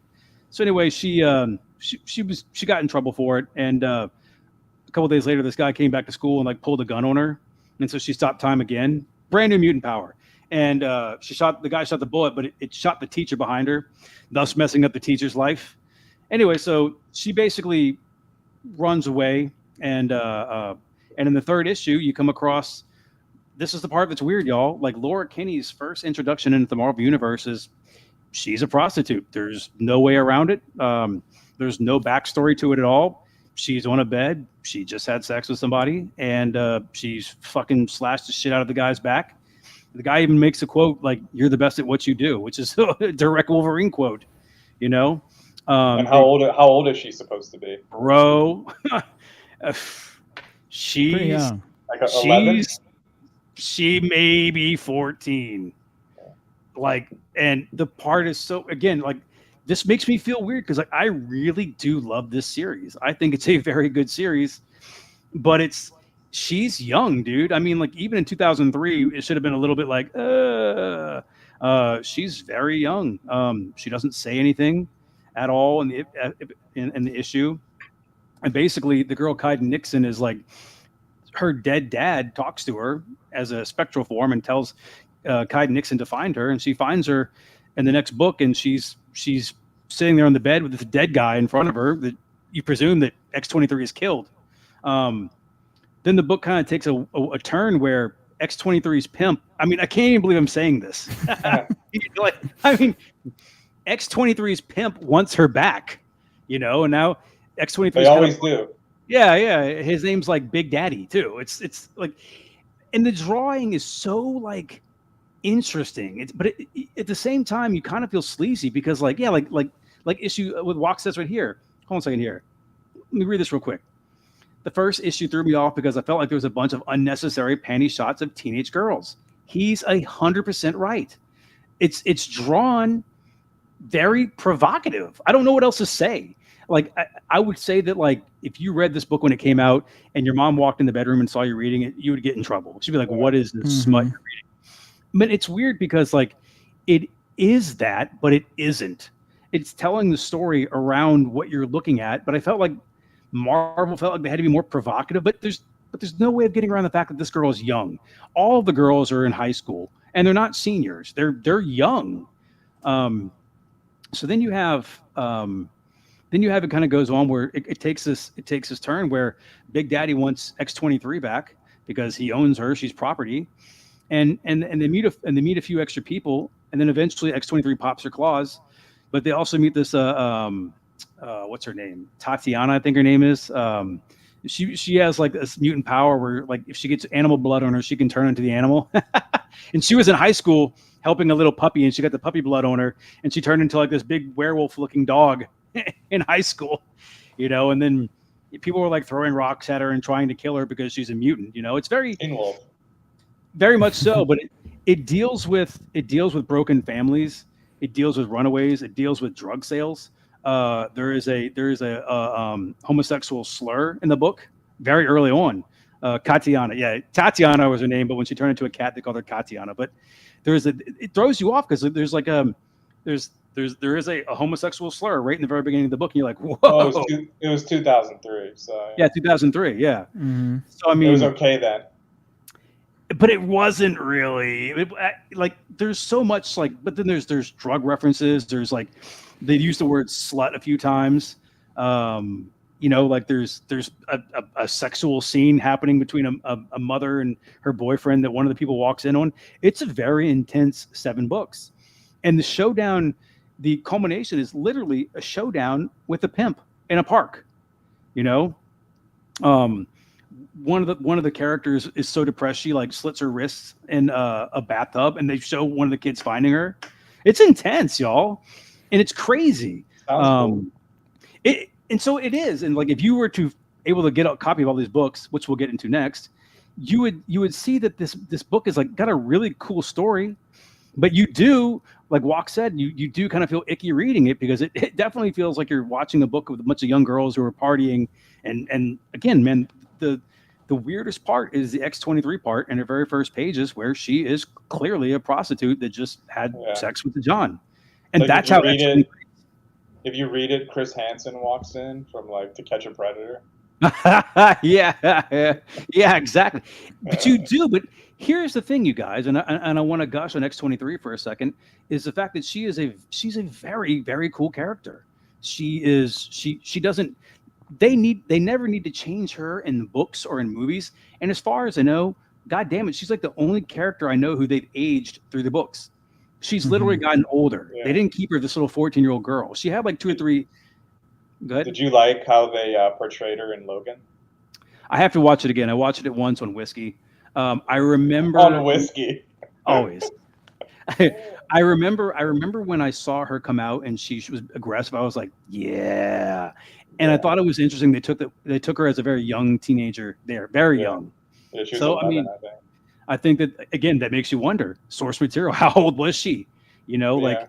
I'm surprised too they haven't because she seemed pretty popular when the movie came out. So I'm surprised they didn't pursue that further. And maybe she'll be in this Deadpool movie. Like they'll bring the actress back. She's probably She's probably 18 now. Yeah, she could be aged up, but I mean, with X-23, I mean, with even the idea that all the stereotypes and then sexuality that's being brought into movies, or asexuality, pansexuality, with X-23 it doesn't really matter. She is who she is, and she kind of has existed and just done really cool things. Jono was mentioning to me the other day, what if she's brought in as the new Wolverine in the X-Men movies? And I paused. Yeah, that was a thought. I paused and I thought, at first I thought no, actually at first I thought that'd be fucking cool, because she's the only character I know who can hold her water, that if they just said this is your Wolverine, I'd be like, you know what? She's that fucking cool. Yeah. You know? And you're not going to upset anyone recasting a part. It's just, no. And the Wolverine in the books loves her. She's cool. Everybody loves her. But she's had a very, very, I would tell you guys to look her up. She has had a very dark past. As she grew up, they kept putting her in different books because she had problems killing people. She eventually developed, she did not have her own personality. She didn't have anything. She was just a mind wipe person. And they just she was initially made to kill people. She was made by the Weapon X Corporation, essentially, to be an assassin for hire. And they kept wiping her, kind of like the Winter Soldier. She would kill people. And her first series, when they finally gave her an origin story, they just kept her in a room and made her kill people. They would put a scent on people, and then when she smelled the scent, she would just berserk and kill them all. Yeah. And the saddest thing is her backstory is extremely tragic, because one of those people that Rev's talking about is her mom. Right. So the scientist that basically helped create her out of the test tube took that scent that it basically what Wolverine's berserker rage is, and it kind of brings that out of her, and she has no control. Complete instinct comes forward, and this scientist, as they're busting Laura out of the lab, the scientist puts a little bit of that scent on Laura Kinney's actual biological mother, and when they get to the parking lot of the lab, Laura tears into her, just literally kills her mom, and that's when her mom tells her name for the first time, saying that her name is Laura, and that's Martha. From that point on, that's where she used the name Laura. So yeah, really tragic backstory. And then I think the only other person that she could confine in, everybody was treating her like a weapon, other than her sensei who was training her. So that's the only person. Yeah, same thing. Killed him the same way, man. It is really, really, really sad. So the ground is there for a very deep emotional character, and if they don't utilize her soon, they're idiots. She is a deep well. She is a deep well for sure. And like I said, as tragic as it, because she dealt with her killing problem. Okay, so here's the crazy thing about her killing her mom. Even more tragic is that the mom who was brought in to make X-23 was actually, so it was X1, and then they kept failing. They're trying to make another Wolverine male. They couldn't get it right. Get it right. So she's like, what if we try the XY chromosome instead of XX? And then well, no, we want a man. But she went and did some science and found out that XY works perfectly. And she did it on her own, and the people found out, and they're kind of like, oh, okay. Well, if you think this is going to... It's the other way around. I'm sorry. I'm sorry. Yeah. XX chromosome was the only one that would work. I'm like, okay, well, if you think this is true, we're going to make you give birth to her, and we're going to make her a killer. So your daughter is going to be a killer. And then when she gave birth to her, they wouldn't let her nurture her. They wouldn't let her do anything with her. They just put her in a room, and then she would talk to her every now and then, but there was no nurturing at all. And they made her a killer, and she just killed and killed and killed. And finally, they made her kill her sensei, because the sensei was trying to teach her things and, encourage her to be a little child. and they put the scent on him, and she killed him. And then Johnny's right, like I said, they put a little scent on the mom. But the fucked up thing is X-23 like knew what she was doing when she did it. She was like crying. She was fucking killing her mom and couldn't stop it. And the end of the story is like they're laying in the snow, and she's like, "Your name is Laura," and that's how it ends. You know, and you get it's fucking emotional. And I have that book actually. The hold on here, the very first one, and I'm sending it up to CGC one day. But it's a great read. I'm not sure who wrote this one. Craig Kyle wrote this one. Let me show you right here. Craig Kyle wrote this one right here. This is X-23 number 1. It's a great book, not expensive. You can probably get it for $10 to $15. It's a great book to have, but that's where it takes off. It's I think it's like 10 or 15 issues, not much, and it ends like that. And then X-Men take over her, and they think it's a wonderful idea to put her on X-Force, which is just basically the mutant killing team. They go out and kill people, but they wanted her to kill bad guys instead of good guys, so she would feel better about herself. You know? Yeah, I think so. I think Craig Kyle actually and Joe Quesada wrote the NYX series, but I think Craig Kyle is the actual creator of Laura Kinney and NYX, which is why. So a lot of people, from what I've gathered, a lot of people deem that X-23 run that you've read, right, Rev? That's 23. So a lot of people deem that run as like really her true origin, and they look at NYX because it's so vulgar and kind of off-putting. Some people don't even like it's in their own head canon. Like, no, that's not her. And because Craig Kyle actually wrote the full run of X-23. A lot of people say that's like, that's kind of their Bible in the Laura Kinney. But they're wrong. And I mean, I'm not trying to it's like the whole like song of the South for Disney, it's like, it happened. You did that. Right. You did that. Yeah. So you can, I think we talked about the other day, when we were in the pool party, smash. You can say like, oh, we don't agree with that. And that's fine. That's fine. I mean, listen, we don't agree with it, but we're made a whole ride based around it. But I mean, like, so we live in the city of New Orleans, and we had a bunch of like statues that were taken out representing the South and key members of the South. And look, I mean, I don't want to get into how you feel about them, but I mean, like, they were taken down. I mean, the art isn't bad, but it's like for what they stand for, so they took them down, but they still existed. So Laura Kinney, we're talking about comic books here. Laura Kinney's first introduction was as a prostitute, and it makes it more hard to palate. And Intensity Walk kind of brought it up. It makes it more hard because like you read her in the books now and you love her, and she's kind of gotten over everything. And then you go back and you're like, my God, I felt the same way when I read Nyx. I was like, dude, that's my girl, and she was a fucking prostitute. It's like, I really appreciate it. So like, I've only read one issue in that entire run, which is the number 3. So I was lucky enough to run into a copy. I ran into a copy, bought it, got home, I read it, and I've always seen that cover, and I'm like, man, it's a very gloomy looking cover. And after I read that book and I re-looked at that cover, I was like, okay. I was like, I get it. I was like, that cover is really underrated, honestly. Like, the art on that cover is super underrated. It's gorgeous. It's hyper realistic. And what her backstory is painted perfectly. Like, that image of her on that cover of that book says a lot, and it makes you feel exactly what's going on before reading the story. And Chris, she doesn't say a lot in the book at all, ever. In all 7 books, she only says like 4 words the entire time. Yeah. And none in the movie as well.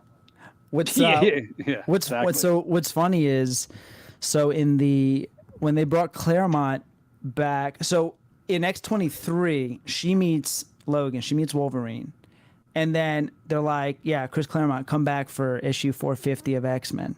And then so he starts writing, he introduces Laura Kinney into the X-Men for the first time ever. And when she fights Wolverine, he writes it as if they've never met before. So, and I guarantee you it's oversight. He did not realize, oh shit, they already met in the other run.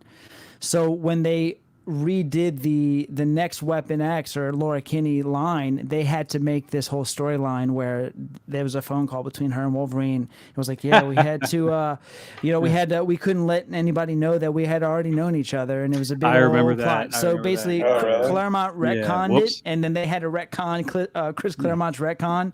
It's fun. It's just funny. She's So she was real quick. Also, to kind of run with it. So, you mentioned Weapon X, and we haven't talked about Deadpool yet. But within the Weapon X program, so Weapon X did Wolverine.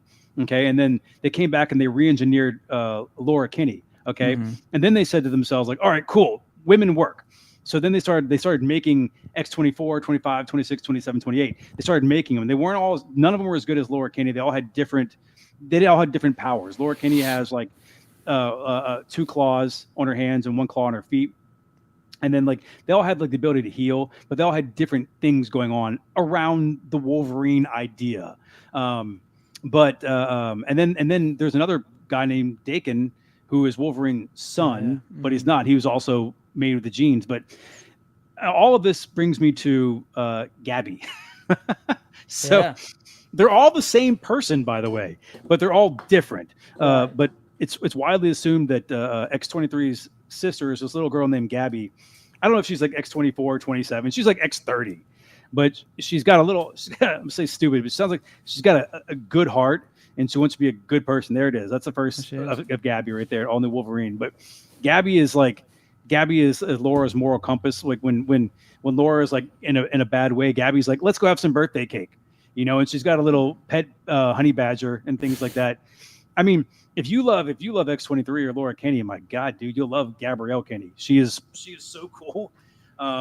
She goes by the name of Scout because one of her sisters died, and when her sister died, her sister was called Tuox or something like that. It's basically Scout backwards, but she was so loyal to his sister that died that she wanted to forever be called Scout. Cool. Yeah, this is her real quick. I'm gonna show it to you real quick. This is a book cover that I really like a lot. It's just like she's just got like, it's a great cover. So yeah, they got some great covers. Laura Kinney, all of those, the female Weapon X's, Laura and Gabby just do great on covers. They got some amazing covers. What were you saying, Chris? Oh, I was gonna say, which one is Gabby on that cover? The younger one? Yeah. Gabby is like, do you remember how they're not aging Gabby? Do you remember how like in what is a vampire movie with Interview with the Vampire? She's kind of like that little girl. Claudia. Yeah.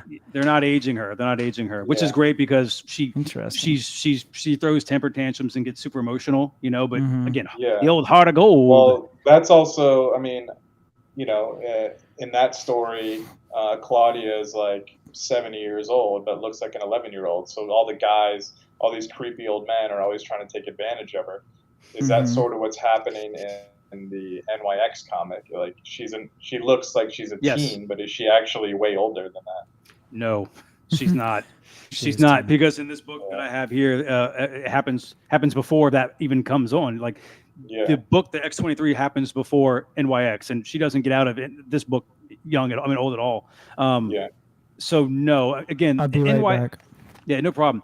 NYX, and I want to address kind of what Intensity Walk said here, but NYX is definitely it's a great read. It's a great story, but bro, there's no doubt that she's probably underaged prostitution. Yeah. And it just, for some reason, it's blue. Is she older later in some of the other books? Or no, she always just. Oh, look, there's that guy right behind you. It's like you guys are in the same house together. Can I have one? Hear me? This is gonna be great. This is the first time ever on Into the Void that this happens. What are you doing? What? How'd you get into my house? Ladies and gentlemen, he can not only just smell comics, he just show up at Chris's house and get him a beer. Amazing. It's like a circus over here. No, so we didn't actually leave. So no, but with X-23, like in the Marvel universe, they're aging her, which is great. In fact, right now, currently in the X-Men X-Force run that she kind of resides in, there's 2 of her. One went in this weird like time warpy thing where she was for 100 years or so, and so when she was able to come back, there's 2 X-23s running around now, and they're okay with each other. They're perfectly fine. One's a couple 100 years old, looks great, and one's a younger one. It does. Yeah. I mean, it's the whole time thing, like they're running around different kind of time frames, but yeah, so she's that, and Gabby's interesting because Gabby she can't feel pain. Like if you stab her and shoot her, she has a healing factor, but she also can't feel pain. X-23 can feel pain, but Gabby can't. It plays in her storyline a whole lot, Quick, so pop quiz for the chat. I feel like this should be kind of easy. So Weapon X, she's X23. Wolvie's Weapon X 10. Who's Weapon 1? Who is Weapon 1? No, don't say it, Kev, if you know it. I'm gonna grab a beer while you do this. 1 second, because you guys gotta be thirsty now. Hold on. Are you gonna walk into my frame as well? That'd be weird. Chat, who's Weapon 1? Oof, no idea. Fingers and toes says no idea. Oh, Jono got it. Jono 1. He's got it. Captain America. Captain America is Weapon 1. It's the soldier, super soldier program is basically the Weapon X program, and it did not work again until they got old Logan involved. So you remember in the movie Logan, yeah, there was like the alternate evil Logan who shows up. I think that was X20. I don't remember the number. Maybe y'all know. I don't know if that's a comic accurate thing. Look at Jono pops in and gives that answer. Son of a bitch. There he is. Yeah. Absolutely. Yes, he is right. Man, pretty Jono, cool. You missed it. Got to get in there. Pretty cool. So he was. Yeah, no, I'm sorry. Go ahead. You're good.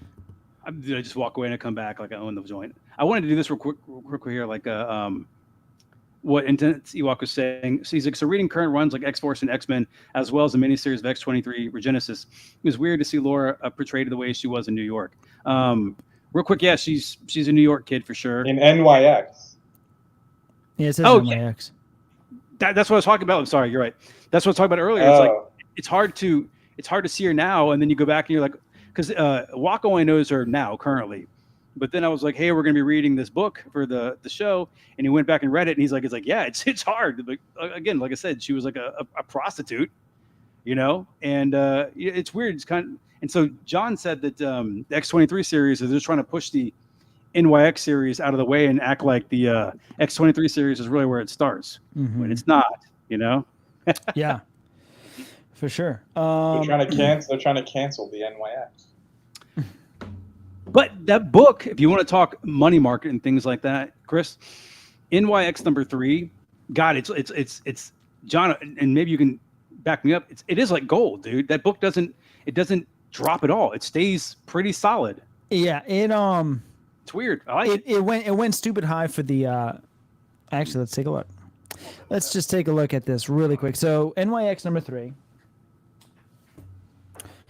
But congratulate. And I've held that book in my hand, y'all. I was at his house and I held that book, and it feels as awesome as you think that it would. That book right there is a huge grail for me. Yeah, and this thing is it's beat up, but it's not beat up. For a modern book, it's beat up. It's probably like a 7.5. But that book in any condition, 5.0 and up, is like a $400 book. It's madness. But during the comic boom, there was. I'm gonna get out of the screen and go to something better. People who buy that book are obviously scumbags because she's a prostitute. I mean, it's page 1, Johnny. They're perverts. Smut. Hey, I only paid $3 for that smut. He did. It's a great story. But the thing, Chris, is like, it is a weird thing. When I bought NYX1 with the girl holding the pacifier in her mouth at the Comic-Con we went to, the girl's like, I was like, yeah, I love this series. She's like, oh yeah, why? And then I'm like trying to explain it, and it's hard to explain. I'm like, well, there's this prostitute, and her pimp wants her back, and I'm leaving. To a girl. Yeah. I mean, dude. So NYX. So you were like, we can read it together. What was the last save for this? 40. Okay. So what I'm curious about, dude, is this book here came out in 2004. Where's the newsstand of this thing? Because that thing is probably a monster. But yeah, so like check it out. If you look like down here, so I don't know if you guys can see. It has a parental advisory on it. Can it be sold newsstand? Yeah, Playboys are newsstands. But I mean, it wasn't. It's got to be it's got to be behind the counter, the checkout counter. Right. Yeah. Probably so. Again, you guys, interesting. It's so weird because like literally, and Jono, now that you're in here, maybe you can help me out here. She's young in that book, dude. She's young, so it really is. It's illegal, isn't it? I don't know. They don't say anything, but like it's It's weird. Well, I don't think they say the age, but it's just kind of implied. Of what it's implied through just multiple things of how old she is, but they don't necessarily state an age or here's my ID or they don't. Like you're right. But so they can say it's whatever. They could say, oh shit, she's fucking 22 years old. She just looks really young, but no, she's very young. So this July 10th, most recent sale, $1,200 for 9.8. I want to see what the high was on this book. Let's see where we at. I think I felt like I sold over 1,600 before. Oh my god! I think this book hit 3,000 during the comic boom, or Perverts. more, for 9.8s.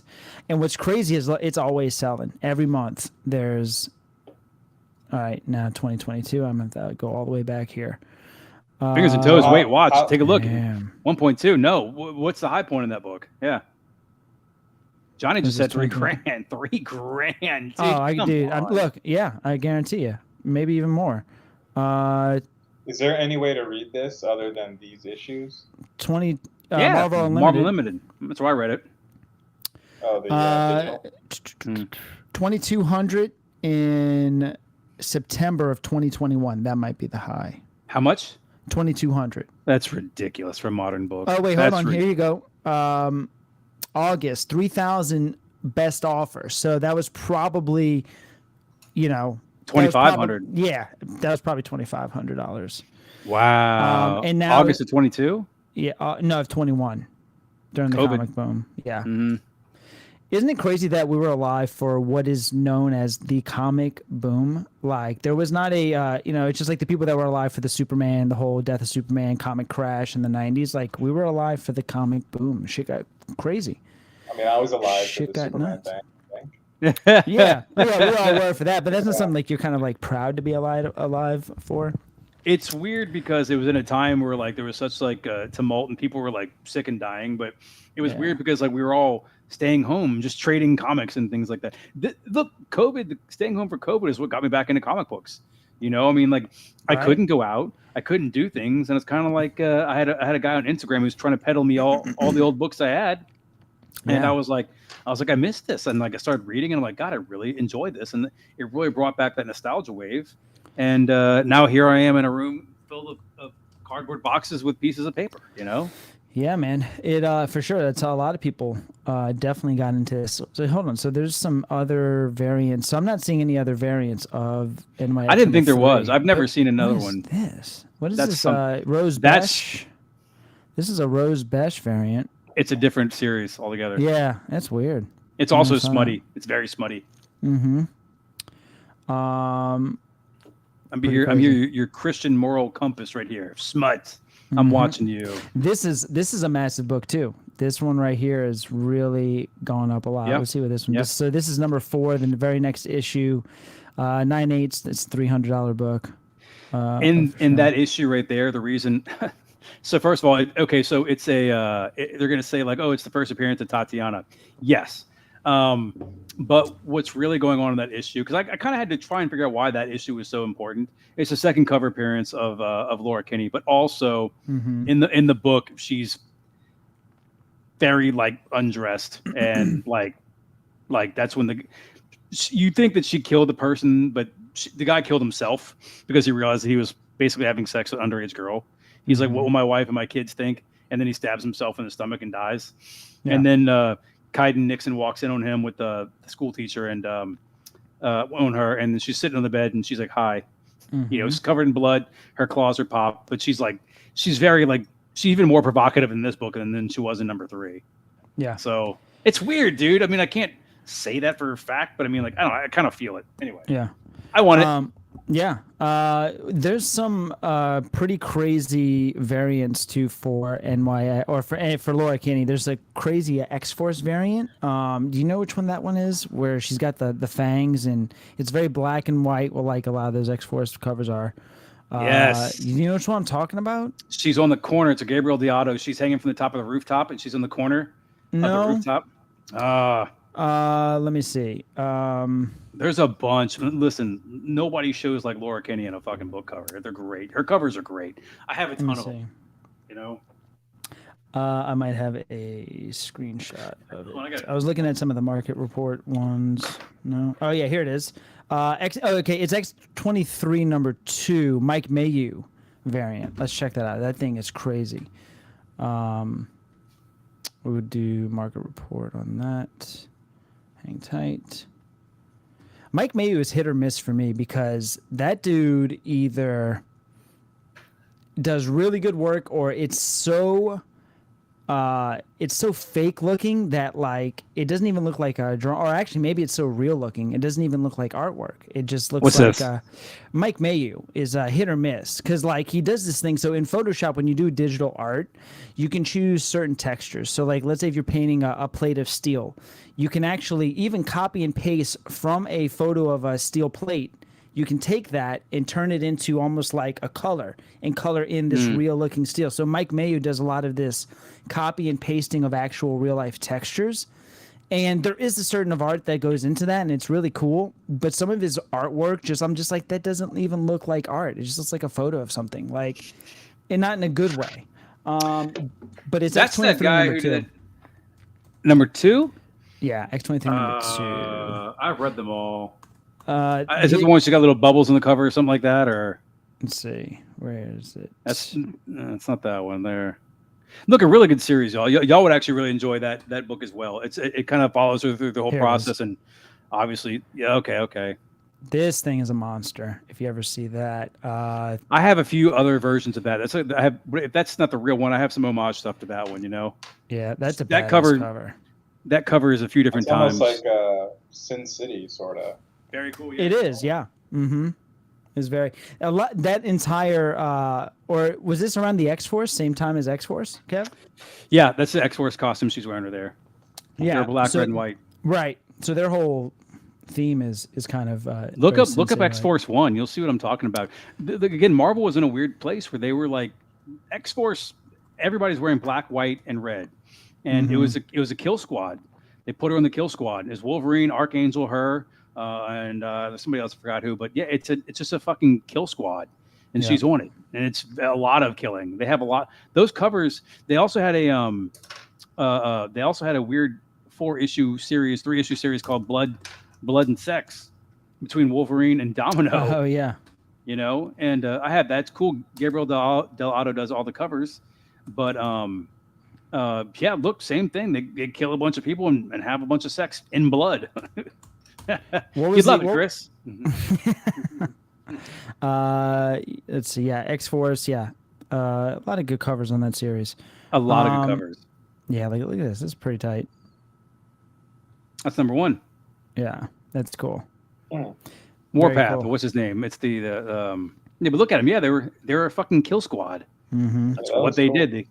They killed people. There's a ton of variants on X-Force. There's a ton of variants.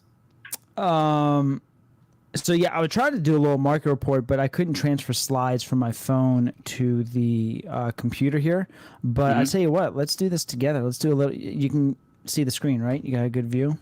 Let me blow it up here. Chris, you can see it. Okay. Look up X23 Gabriel Del Otto. You're gonna come across some really cool stuff. You know. Let's see. We're gonna go searching through. So we're doing sold. You want to see X23 Gabriel Del Otto. Yeah. And look, I like Del Otto as well. Jono just said, "Let me some Del Otto." I do as well. But sometimes I don't. Is that one right there? That's the cover I'm talking about. Yeah, click on that one right there. This just sold for $30.52. Yeah, dude, that's great. That's really cool. The lighting on that is amazing. That's actually cheaper than it was. It used to be more. You know. Did it? Yeah, that cover right there, that Wolverine, that Gabriel Del Otto Wolverine, I just gave to a friend recently for his birthday. Holy shit! 9.8, $60. Are you serious? That's way down. Dude, that's crazy. That's a cool cover too. Wow. Yeah. So let's see what kind of movement we got. So when did what dates are we looking for? When did those Wolverine photos? Beginning of the week. So that was 13th, 12th, 11th. So what? July 8th or so. We're looking at sales for July 8th. What books we got? Deadpool. Here's one that's on my list. I think that you sold one Whatnot show. I think I don't know if you sold it to Enigma. I know he's not on right now, but I mean, God, you sold the first the meeting of like not first meeting, but like the I don't know who drew it, but it's like the close up of Wolverine and Deadpool together, like Wolverine's Deadpool's mask. I'm saying it all wrong. But there's one book he sold. I was like, don't say. He sold it for like $15. Yeah. It's a right. It's a connecting cover set. Is it? Okay. Yeah, it's from the Wolverine series Origins, and it's a connecting cover set. And it is one side is Deadpool, the other side is Wolverine. Yeah, it's really cool, yeah, dude. Cool. So this thing. So check this out.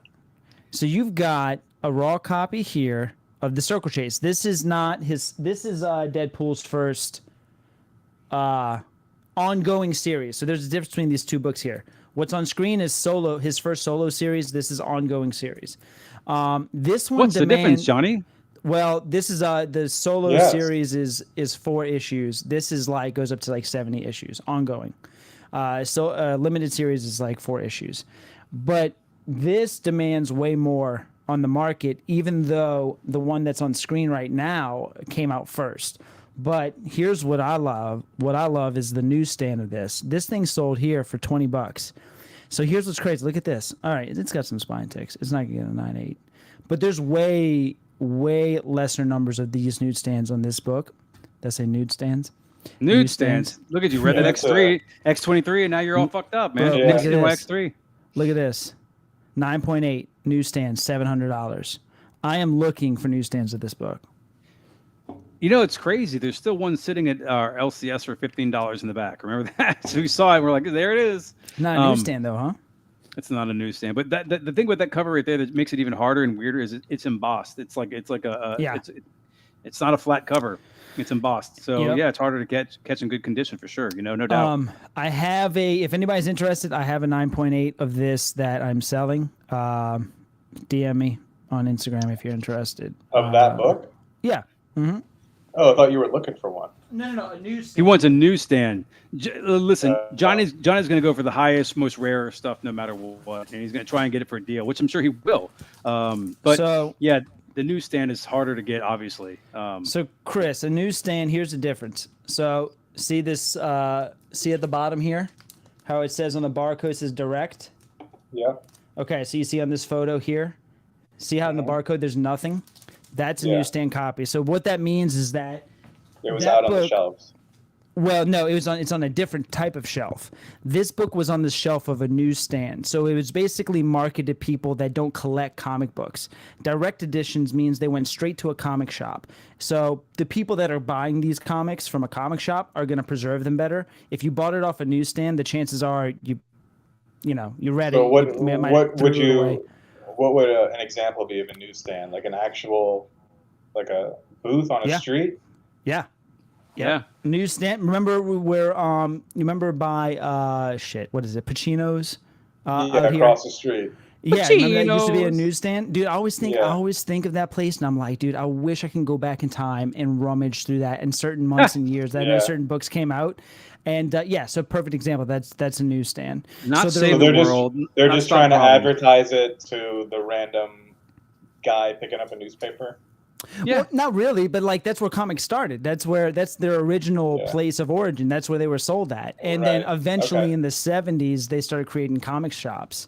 And they just kind of got phased out as time went on. So it started in like the mid 70s, and by the time you had early 2000s, they don't exist.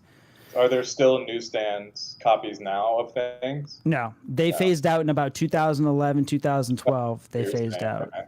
Yeah. The hobby got to a point where comic book shops were able to self-sustain without the newsstand stuff, and it became more of a hassle to have variants. And then they decided to like make a lot of variants and make a lot of money. But yeah, they phased the newsstand out, and it's kind of weird. At one point, newsstands weren't expensive because there were so many of them, and the direct editions were harder to get, and those cost more. And then it started to crisscross paths, and then it became the newsstand was more, and then they just phased it out altogether. And now newsstand is king for sure, no doubt, hands down. Yeah, definitely harder to obtain. Lower print run, so there's not as many of them out there, and then they're typically in worse condition. So if you can find a 9.8 newsstand of something that came out in the 90s, then that's where the value really changes. Because remember, you used to go to the convenience store. I know I did. I'd go to K&B or Rite Aid or things like that. And I'm like, I would just thumb them back. I'm like, I want to get this. I want to look at this one. I wasn't paying attention to preserving them, and people would buy them, and I would buy them. It'd be all fucking busted like hell, Yeah, and even if let's say somebody bought the book off of a newsstand with the intention of bagging it and boarding it, who's to say some kid didn't rummage through it first, put some spine ticks in it, and now it's ruined, or not ruined. I'm sorry, not ruined, but like ruined. for a collector's standpoint, I guess you could say. What do you think about this Miles cover? Dude, I had that in my hand today. I almost bought it. That's cool, huh? A little homage. And you're going to be a jerk. It was sitting right below me.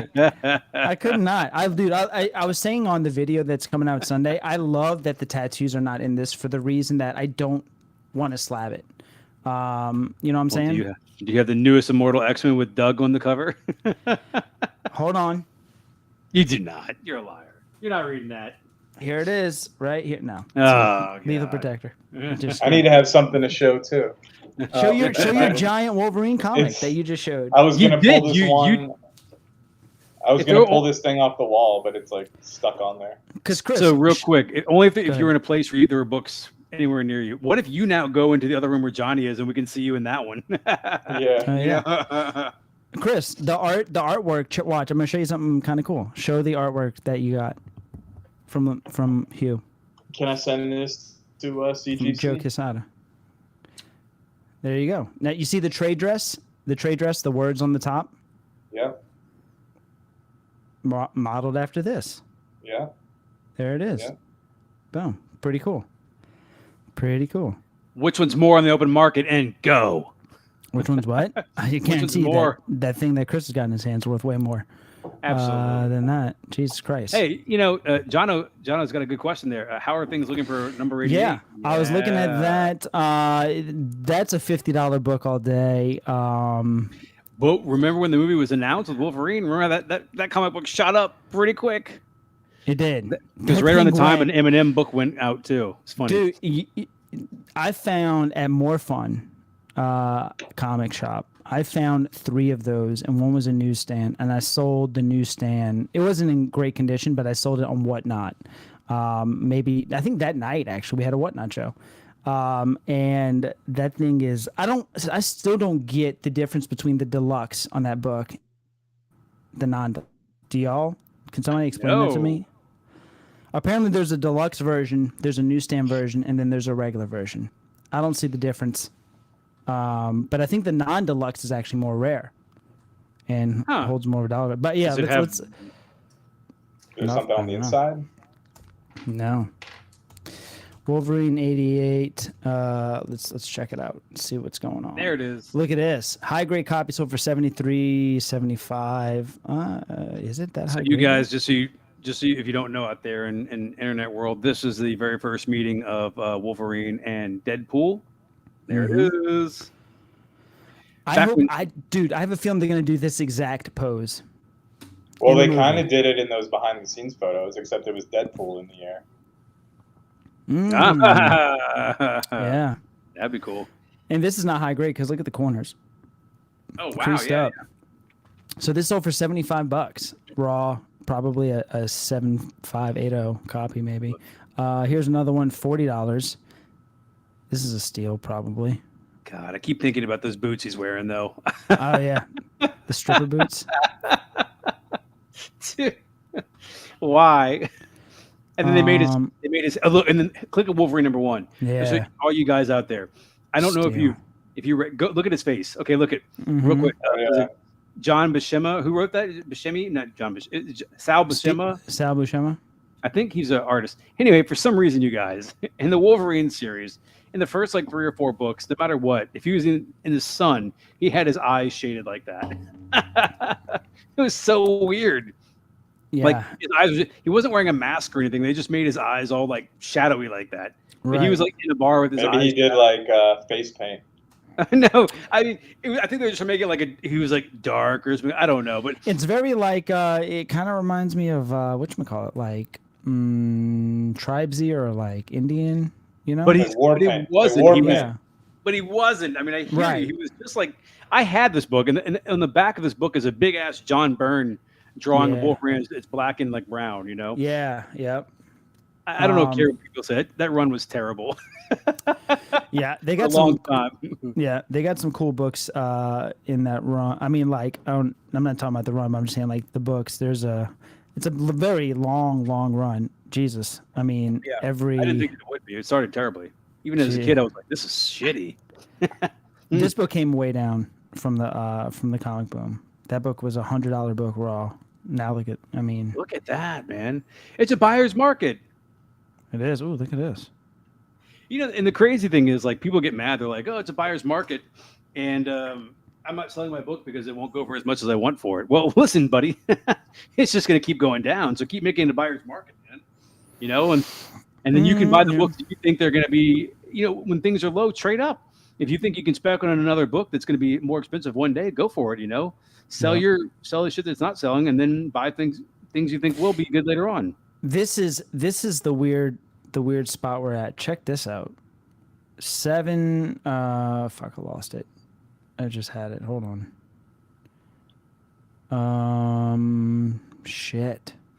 It was like one for raw copy, and one for like $80 or something like that, huh? Yeah, it was like a raw copy that sold for under 70. No, I'm sorry. It was a graded copy that sold for a 7.0 that sold for just a couple of dollars less than the raw copy sold for. That's just because people late night freak out and they get offers and they're kind of like, "Whoa, this book's not moving." So I'm going to say yes to this offer. I made the biggest. There's a certain number of comic purchases that I kick myself in the butt for not jumping the gun on and going through with. And the other day I made one side quest. I know I got an ASM 300, but I've been looking for a newsstand. Well, did you say? You said side quest? And so I was looking up books on eBay, and all of a sudden an ASM 300 comes across my way. And it's from exactly how I got the great deal in the first one. If for those of you that don't know, ASM 300 is the first appearance of Venom. And so I see an ASM 300 for sale, and they had just listed it, and they don't sell comics. There's about 4 comics for sale, and everything else on their page is random shit. Dolls. So they have a starting bid at like $100, and then they have or best offer. So I sent them an offer of $300, and they hit me back with $400. I sent them another offer for $375, and then somebody already bid on the book after that, and I missed out. This book is at least probably a 9.4 candidate for a newsstand on ASM 300. That is a $1,200-$1,300 book. It was missing its back cover. Don't feel bad about it. Nah, dude, it was pristine. I should have jumped on that. What is your favorite Wolverine cover? That is a great question. My favorite. Oh, no, I know it, and Kevin's gonna have the same one. Kevin will show you. I'll get back because he's got it right under his feet. Reverend. What? Show them my favorite Wolverine cover that you have an absolute immaculate copy of. Okay. You know, you're right. Okay, yes. Before I'm gonna lead up to that one. Okay. So I got these off of our friend Jimmy Leap Slayer, and this is when he first started coming around and whatnot. And I got this book, but I only got this book. Hold on here. I got this book right here. You can see our friend X23. X23 sitting on the bed, looking at the little picture frame. We all know it's from the Fox animated TV series. I got that because I wanted to get this one from him as well, with actually Wolverine holding a little copy, little Tyler Kirkham action right there. That's funny. I'm not really a Tyler Kirkham fan, but that was too much to pass up. Yeah. Okay, this is what you're talking about. All right, cool. Yes. So I don't mind going down this road. So I'm so envious of this book in this condition. Okay, so there is a Wolverine book out there, and I own it. I actually own a few copies of it now, but I one of the first ones I ever submitted for CGC. In the book, it's the story doesn't even matter. The cover has nothing to do with the story, right? And the artist who did the cover did it as a joke, and he submitted it to Marvel, and he knew that Marvel was going to turn it down because it's very obvious what's going on. And Marvel's like, "Hey, cool, we'll go with this." And it has nothing to do with the storyline, but here we go. Let me get this out of the way. Saga number 1. I also have this I want to show you guys in a second. But you may have to look it up because it's going to be hard to see because of the the slab, but it is Wolverine number 6. Can you pull it up for us? Wait, is this what you're talking about? No. No. Which one are you talking about? That's not what I'm talking about. The damn. You said you were X-Men jealous. What, the X-Men? Which one? Yeah. The one that you have you said it's like it might be a 9.9. Oh, yeah, that's my favorite Wolverine cover. Not that sexual innuendo shit. You were way off. Jono, are you still here? Check this out. Oh my God, where is it? I don't even want to handle it too much here. Where's it at? Oh, This is amazing. And Chris, I'm going to show you a book that was homaged to this cover of an alien. It's an alien, but it's homaging this cover here, and it's by Mike Mayu, who we were just talking about. Right. But then we have to go back to this Wolverine number 3 because I said the story and we got to finish it up. Yeah. Okay, cool. All right, here you go. You ready? Boom. Yeah. If this bitch ain't a 9.9 or 10.0, can you see this thing right here? That's cool. That Dude, is. it is fucking great. Can you zoom in on his face? And actually, I might be. What issue is that? I always forget. It's 234. 234. Halfway there. Yeah. Mark Silvestri did the cover. This is back when artists used to do the covers. Yeah. X-Men 234. It's actually a great story inside. Wolverine is implanted with the Brood seed, and he's turning into the Brood because he has a healing factor. He's like fighting it. Look, $150. You can have the thing for $150. It's that cover. My brother had it, and he cut it out of the book, and he had it on the wall. And I was so jealous of that cover because it was so fucking cool. You know? Yeah. It's such a gnarly cover, dude. He's like literally like that's like Wolverine who you think he'd be for sure. You know? Yeah. But also be jealous of this. I don't know if you can see it, but it's Wolverine flexing. The card. He's like flexing. Bodybuilder. I like some weird shit, man. All right, Johnny, what you got? You went to go get something. So what'd you get? I've showed you this before, but so this is, remember earlier I was saying Mike Mayu is either hit or miss, and this is the hit. This is the first and one of the very few Mike Mayu covers that I bought on purpose.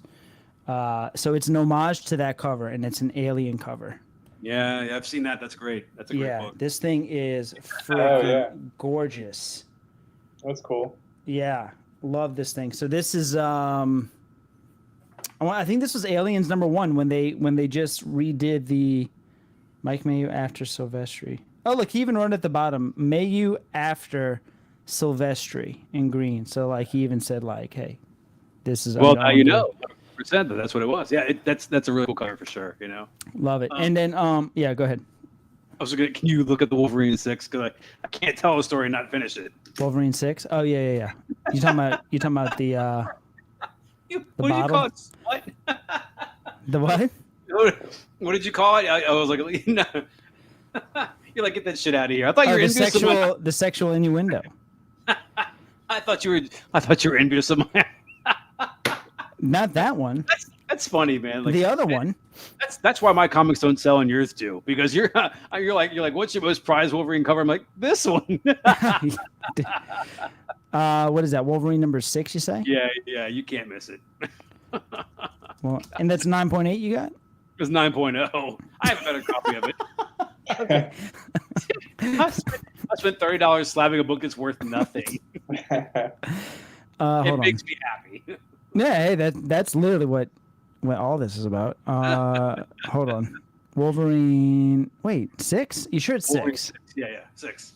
Now I'm looking because now you got me questioning. What's the year on the slab? Oh Christ! I want to say I think that's a 200 number book or something.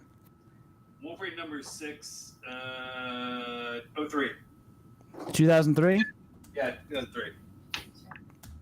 What's that? There it is. Here. That's the one he showed. Oh, hey, dude, look at this. A newsstand. 06. Now, if I were you, this is what I'd be on the hunt for. That's what you'd be on the hunt for? A newsstand copy, yeah. 2006 newsstand. Let's talk about this. That's very guys, suggestive. Hold on here. Let me clear this out here. Let's take a second here. Okay, hold on. Okay, let's examine. This Kevin loves two things about comics, and both of them. This is one of them. The only thing that this and Iron Man share is the demon. The demon in the bottle. That's what this reminds me of. It's a different version of the demon in the bottle. Dude, it's so let's first of all, it has nothing to do with the story. That's the best part about it. Nothing to do with the story. And Wolverine is sitting there looking at a naked ass Nightcrawler. That looks like the cover of like a fantasy novel. Dude, yeah. And his beard is so well placed. It's crazy. I mean, who's the editor who's kind of like, okay, cool, approved. Well, just art.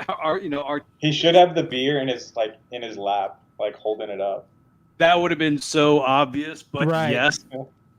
Hold on, that reminds me. Now that hold on, just 1 second here. I'm gonna look that up. That Wolverine 66. There's a J. And What the hell? Bob Marley.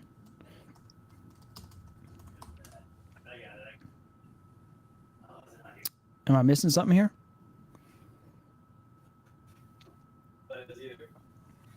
Holy shit, look at that.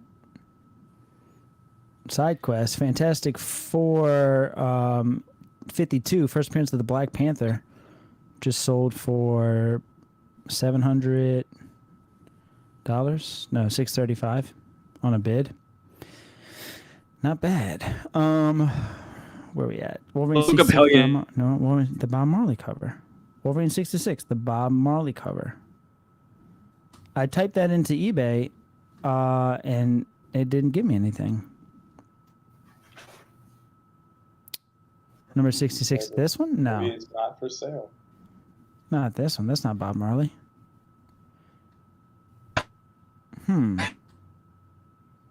Google it. Oh, hold on. I got a mail call. Wait. Nope. You ready? I don't know why I bought this. Well, go ahead, Kev. Continue. This is going to take a second. Real quick, look up Hellions 8. Hellions 8? Hellions 8, J. Anasleto. Because apparently his name's Anasleto, not Anacleto. You say Hellions 8, J. J. Anasleto, J. A. Right there. Okay. No. This?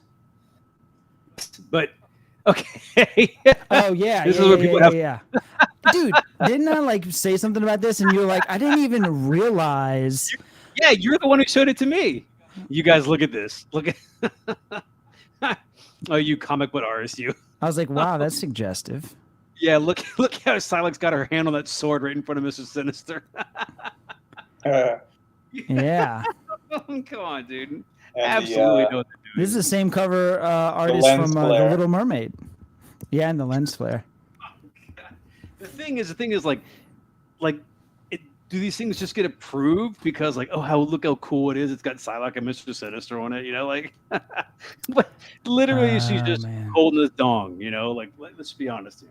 That is funny.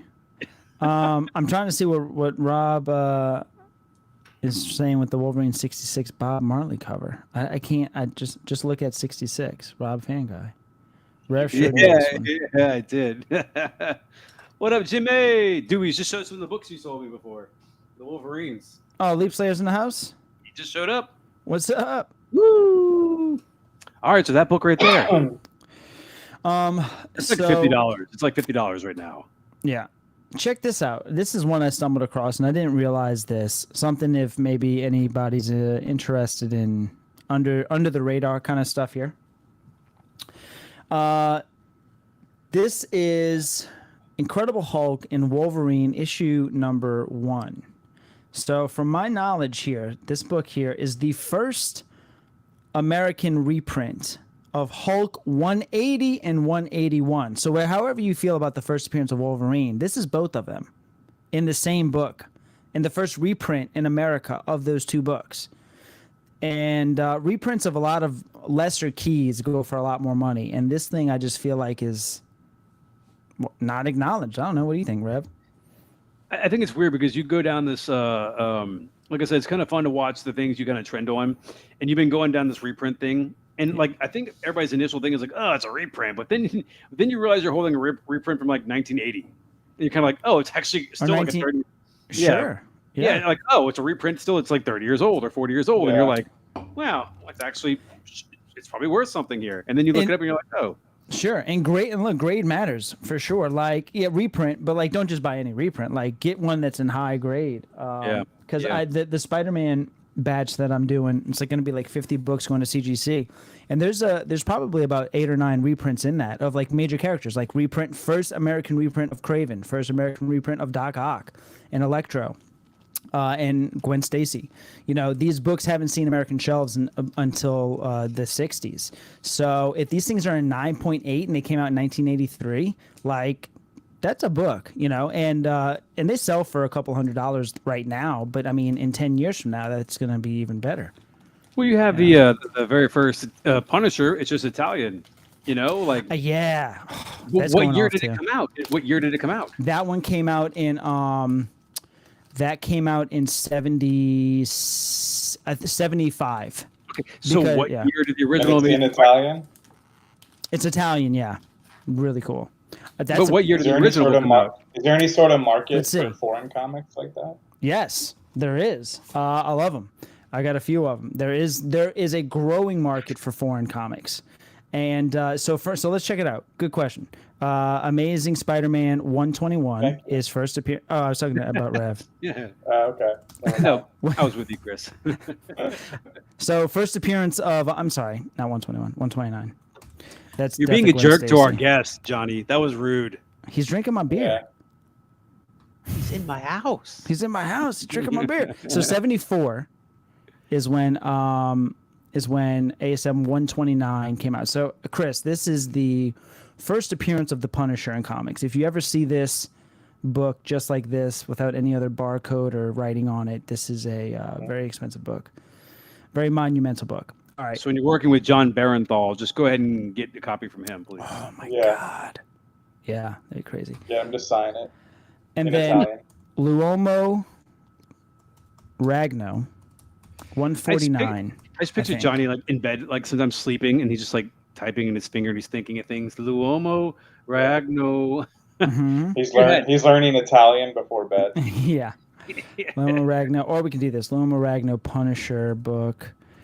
This one I have is going off the CGC as well. It's hard to find. There's not a whole lot of them out there. As we can see, we can't even find one right now. You had a great little short video for that too, by the way. I really like that one. When Which you use one? like the Star Trek song with the coffee cup or something like that, and you had the, that was yeah. That was happy about it. That was a good one. That was fun. I cannot find it. Can't even find it. I can't find it on eBay, but hang tight one sec. Off he goes again. He's gonna appear with you in a second. But let me just look at this magical closet here and see what I've got.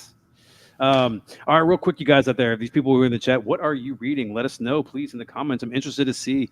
I know that Intense Ewok and I kind of share the same stuff that we're reading. Rob, I know you dip into that DC. Rob, thanks again, letting me know about Kelly Thompson doing Birds of Prey. I appreciate that. I've got that marked off. And our resident DC guy, Jono, what are you thinking, man? What are you reading right now? Let me know. I need to read more stuff. Reading or watching. Yeah. We can't do spoilers right now for Secret Invasion because Johnny hasn't caught up. I have not seen it, yeah. I typically watch it with Crystal. So this is it here. Pressed the hell out of it. And this is really cool. So I think this is, we'll see. These books right here, so these Italian books are really hard to get in high grade. Nobody really was collecting for preservation purposes in Italy or really anywhere. Was the other one yellow as well? Yeah, it looks very similar. Because the Italians do love those yellow, like like the Giallo books were all yellow paperback novels. Yes. So what's crazy is a lot of these, even other than this issue here, which is naturally yellow in the American edition, even the other Spider-Man books like this, the back covers are yellow, all yellow. So yeah, good call. When you see that book, Chris, immediately the cover is really super iconic, just because of the yellows. To be honest, so it's like whenever I see that book, no matter what it is, I know immediately what it is. It's just one of those things where you see the yellow in the scope and you're like, oh, that's what that is immediately. It's Punisher #1. Yeah. And that book that John has right there, I don't know the money value on it, but you get a certain feeling where you're kind of like, I am holding this, but it doesn't. Yeah. I'm holding this, but it's kind of like, I guess I'm trying to like how I can word this. Like, it's cool to have, but like, does it feel official to you, Johnny? Or you like this is like the real first appearance, or do you kind of feel like I have this? It feels close. Version. It feels close. It feels. That's what I'm wondering. It's like a small tainted feeling where you're like, I have it. I'm almost there. Unless you go to Italy and walk around with it. Right. Yeah. Maybe if we go to Italy, it costs more. But here's the thing too. Here's a mindset that if a lot of people start adapting, I think foreign comics are going to go way up in value. And that's just because it's the first appearance in America doesn't mean the first appearance in Italy or anywhere else is less notable. Like this is the first time Italians lay their eyes or really read about the Punisher. That America's only a small part of the world. No, so it's not. Siam is not this small. Anybody? King and I? Nobody? Okay. Right. The King and I? No. Yeah? I don't think so. Musicals. Yeah. It's not one of my favorites. Hey, Johnny, I got to be honest with you. I got like 5 minutes, buddy. Yeah. No, we can wrap it up. I'm just unboxing this real quick.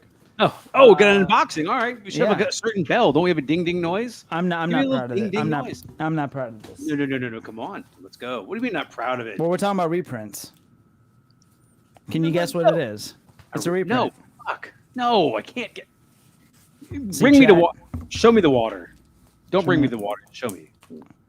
Let's see. Well, how's the chat doing? Anybody finally getting around to reading Strange Adventures in Batman, Superman, World's Finest? Nice. Ooh, nice. See? I've got a lot of World's Finest, Jono, if you're interested. Copper Age and Bronze. They're redoing World's Finest is now like they're starting the World's Finest series, I guess? Or is that like oh yeah, they are. Yeah. Okay. They are. All right. This is don't get too excited. Oh, you bought one. I bought 2 of them. Okay. I just honestly, man, it's because again, similar to the Italian thing. Like I can't have the original, so this just feels nice having that cover, that book in my possession, and the foil's shiny. It's Let's see it. Shine it off, baby. Come on. Oh well, that's it. I got a lenticular. I'm really excited about. I haven't opened it yet. It's a Hawkeye lenticular. It's in a box from Whatnot that I'm opening a little bit later on. But that's cool, man. No, look, honestly, like for everybody, it's really just collect what makes you happy. Collect what you love. It's really nothing to do with collect what's shiny. Collect what's shiny. That's what they said in the 90s. Collect NYX. And then the cops will be knocking on your door, and it'll be good. Yeah. Clear your browser history, everybody. Okay, I think we're gonna wrap it up there. Rob Fangas says Ghost Lore is the only indie I'm reading at the moment. Ghost Lore. Okay, that sounds up my alley. Have to check that out. Do we consider Image to be an indie label? Weird, huh? Yeah. I think that we generally concede that's like his A24. Indie film company. Isn't that weird? But here we are. We're thinking A24 is an indie label, which it's not. And the same thing with comics. You always want to say indie. The first one I think of is Image, but Image is not an indie company anymore. Right. Mm-hmm. Yeah. Mm-hmm. So. Yep. Interesting question. We're indie. That's what we are. Yeah, we are. In Diana Jones. We're in Diana Jones in the Temple of Pain. Whoa! You never heard that? Hey yo! That's one of the NYX books. Or that yeah. That's issue 9. The take home, everybody, is read NYX and actually 1 through come back here. Let us. Really would appreciate that. We're gonna have we'll let you guys know by next Wednesday.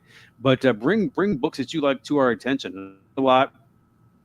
Do it, and I know these guys too. So bring some stuff that you like, that you want to collect, that you have collected, and let us know what you're reading, and we can talk about it here. And if something you really, really like, we'll bring you on to talk about it, and then we'll tear you apart. Yeah, that'd be cool. We will go over more, definitely comic runs and stories in the future. Chris is going to come back more too to talk some movie stuff, and Jono will come back as well. So yeah. Or just come. Well, you started. Speaking of Rage Poncho Award, yeah, who gets I think it? Chris just earned it. That or was not, was it? No. I think he gets a nod for that. I think Chris gets the Rage Poncho for his very first line on podcast talking about the priest having a boner from The Little Mermaid. That was great. Very nicely done. That's Very nicely done. Very good. All right, and with that. All right, guys. Thank you so much. Don't forget Sunday 10:30 new video drops. Like and subscribe if you like any of this shit. We love you. Bye. Or we subscribe. Later, y'all.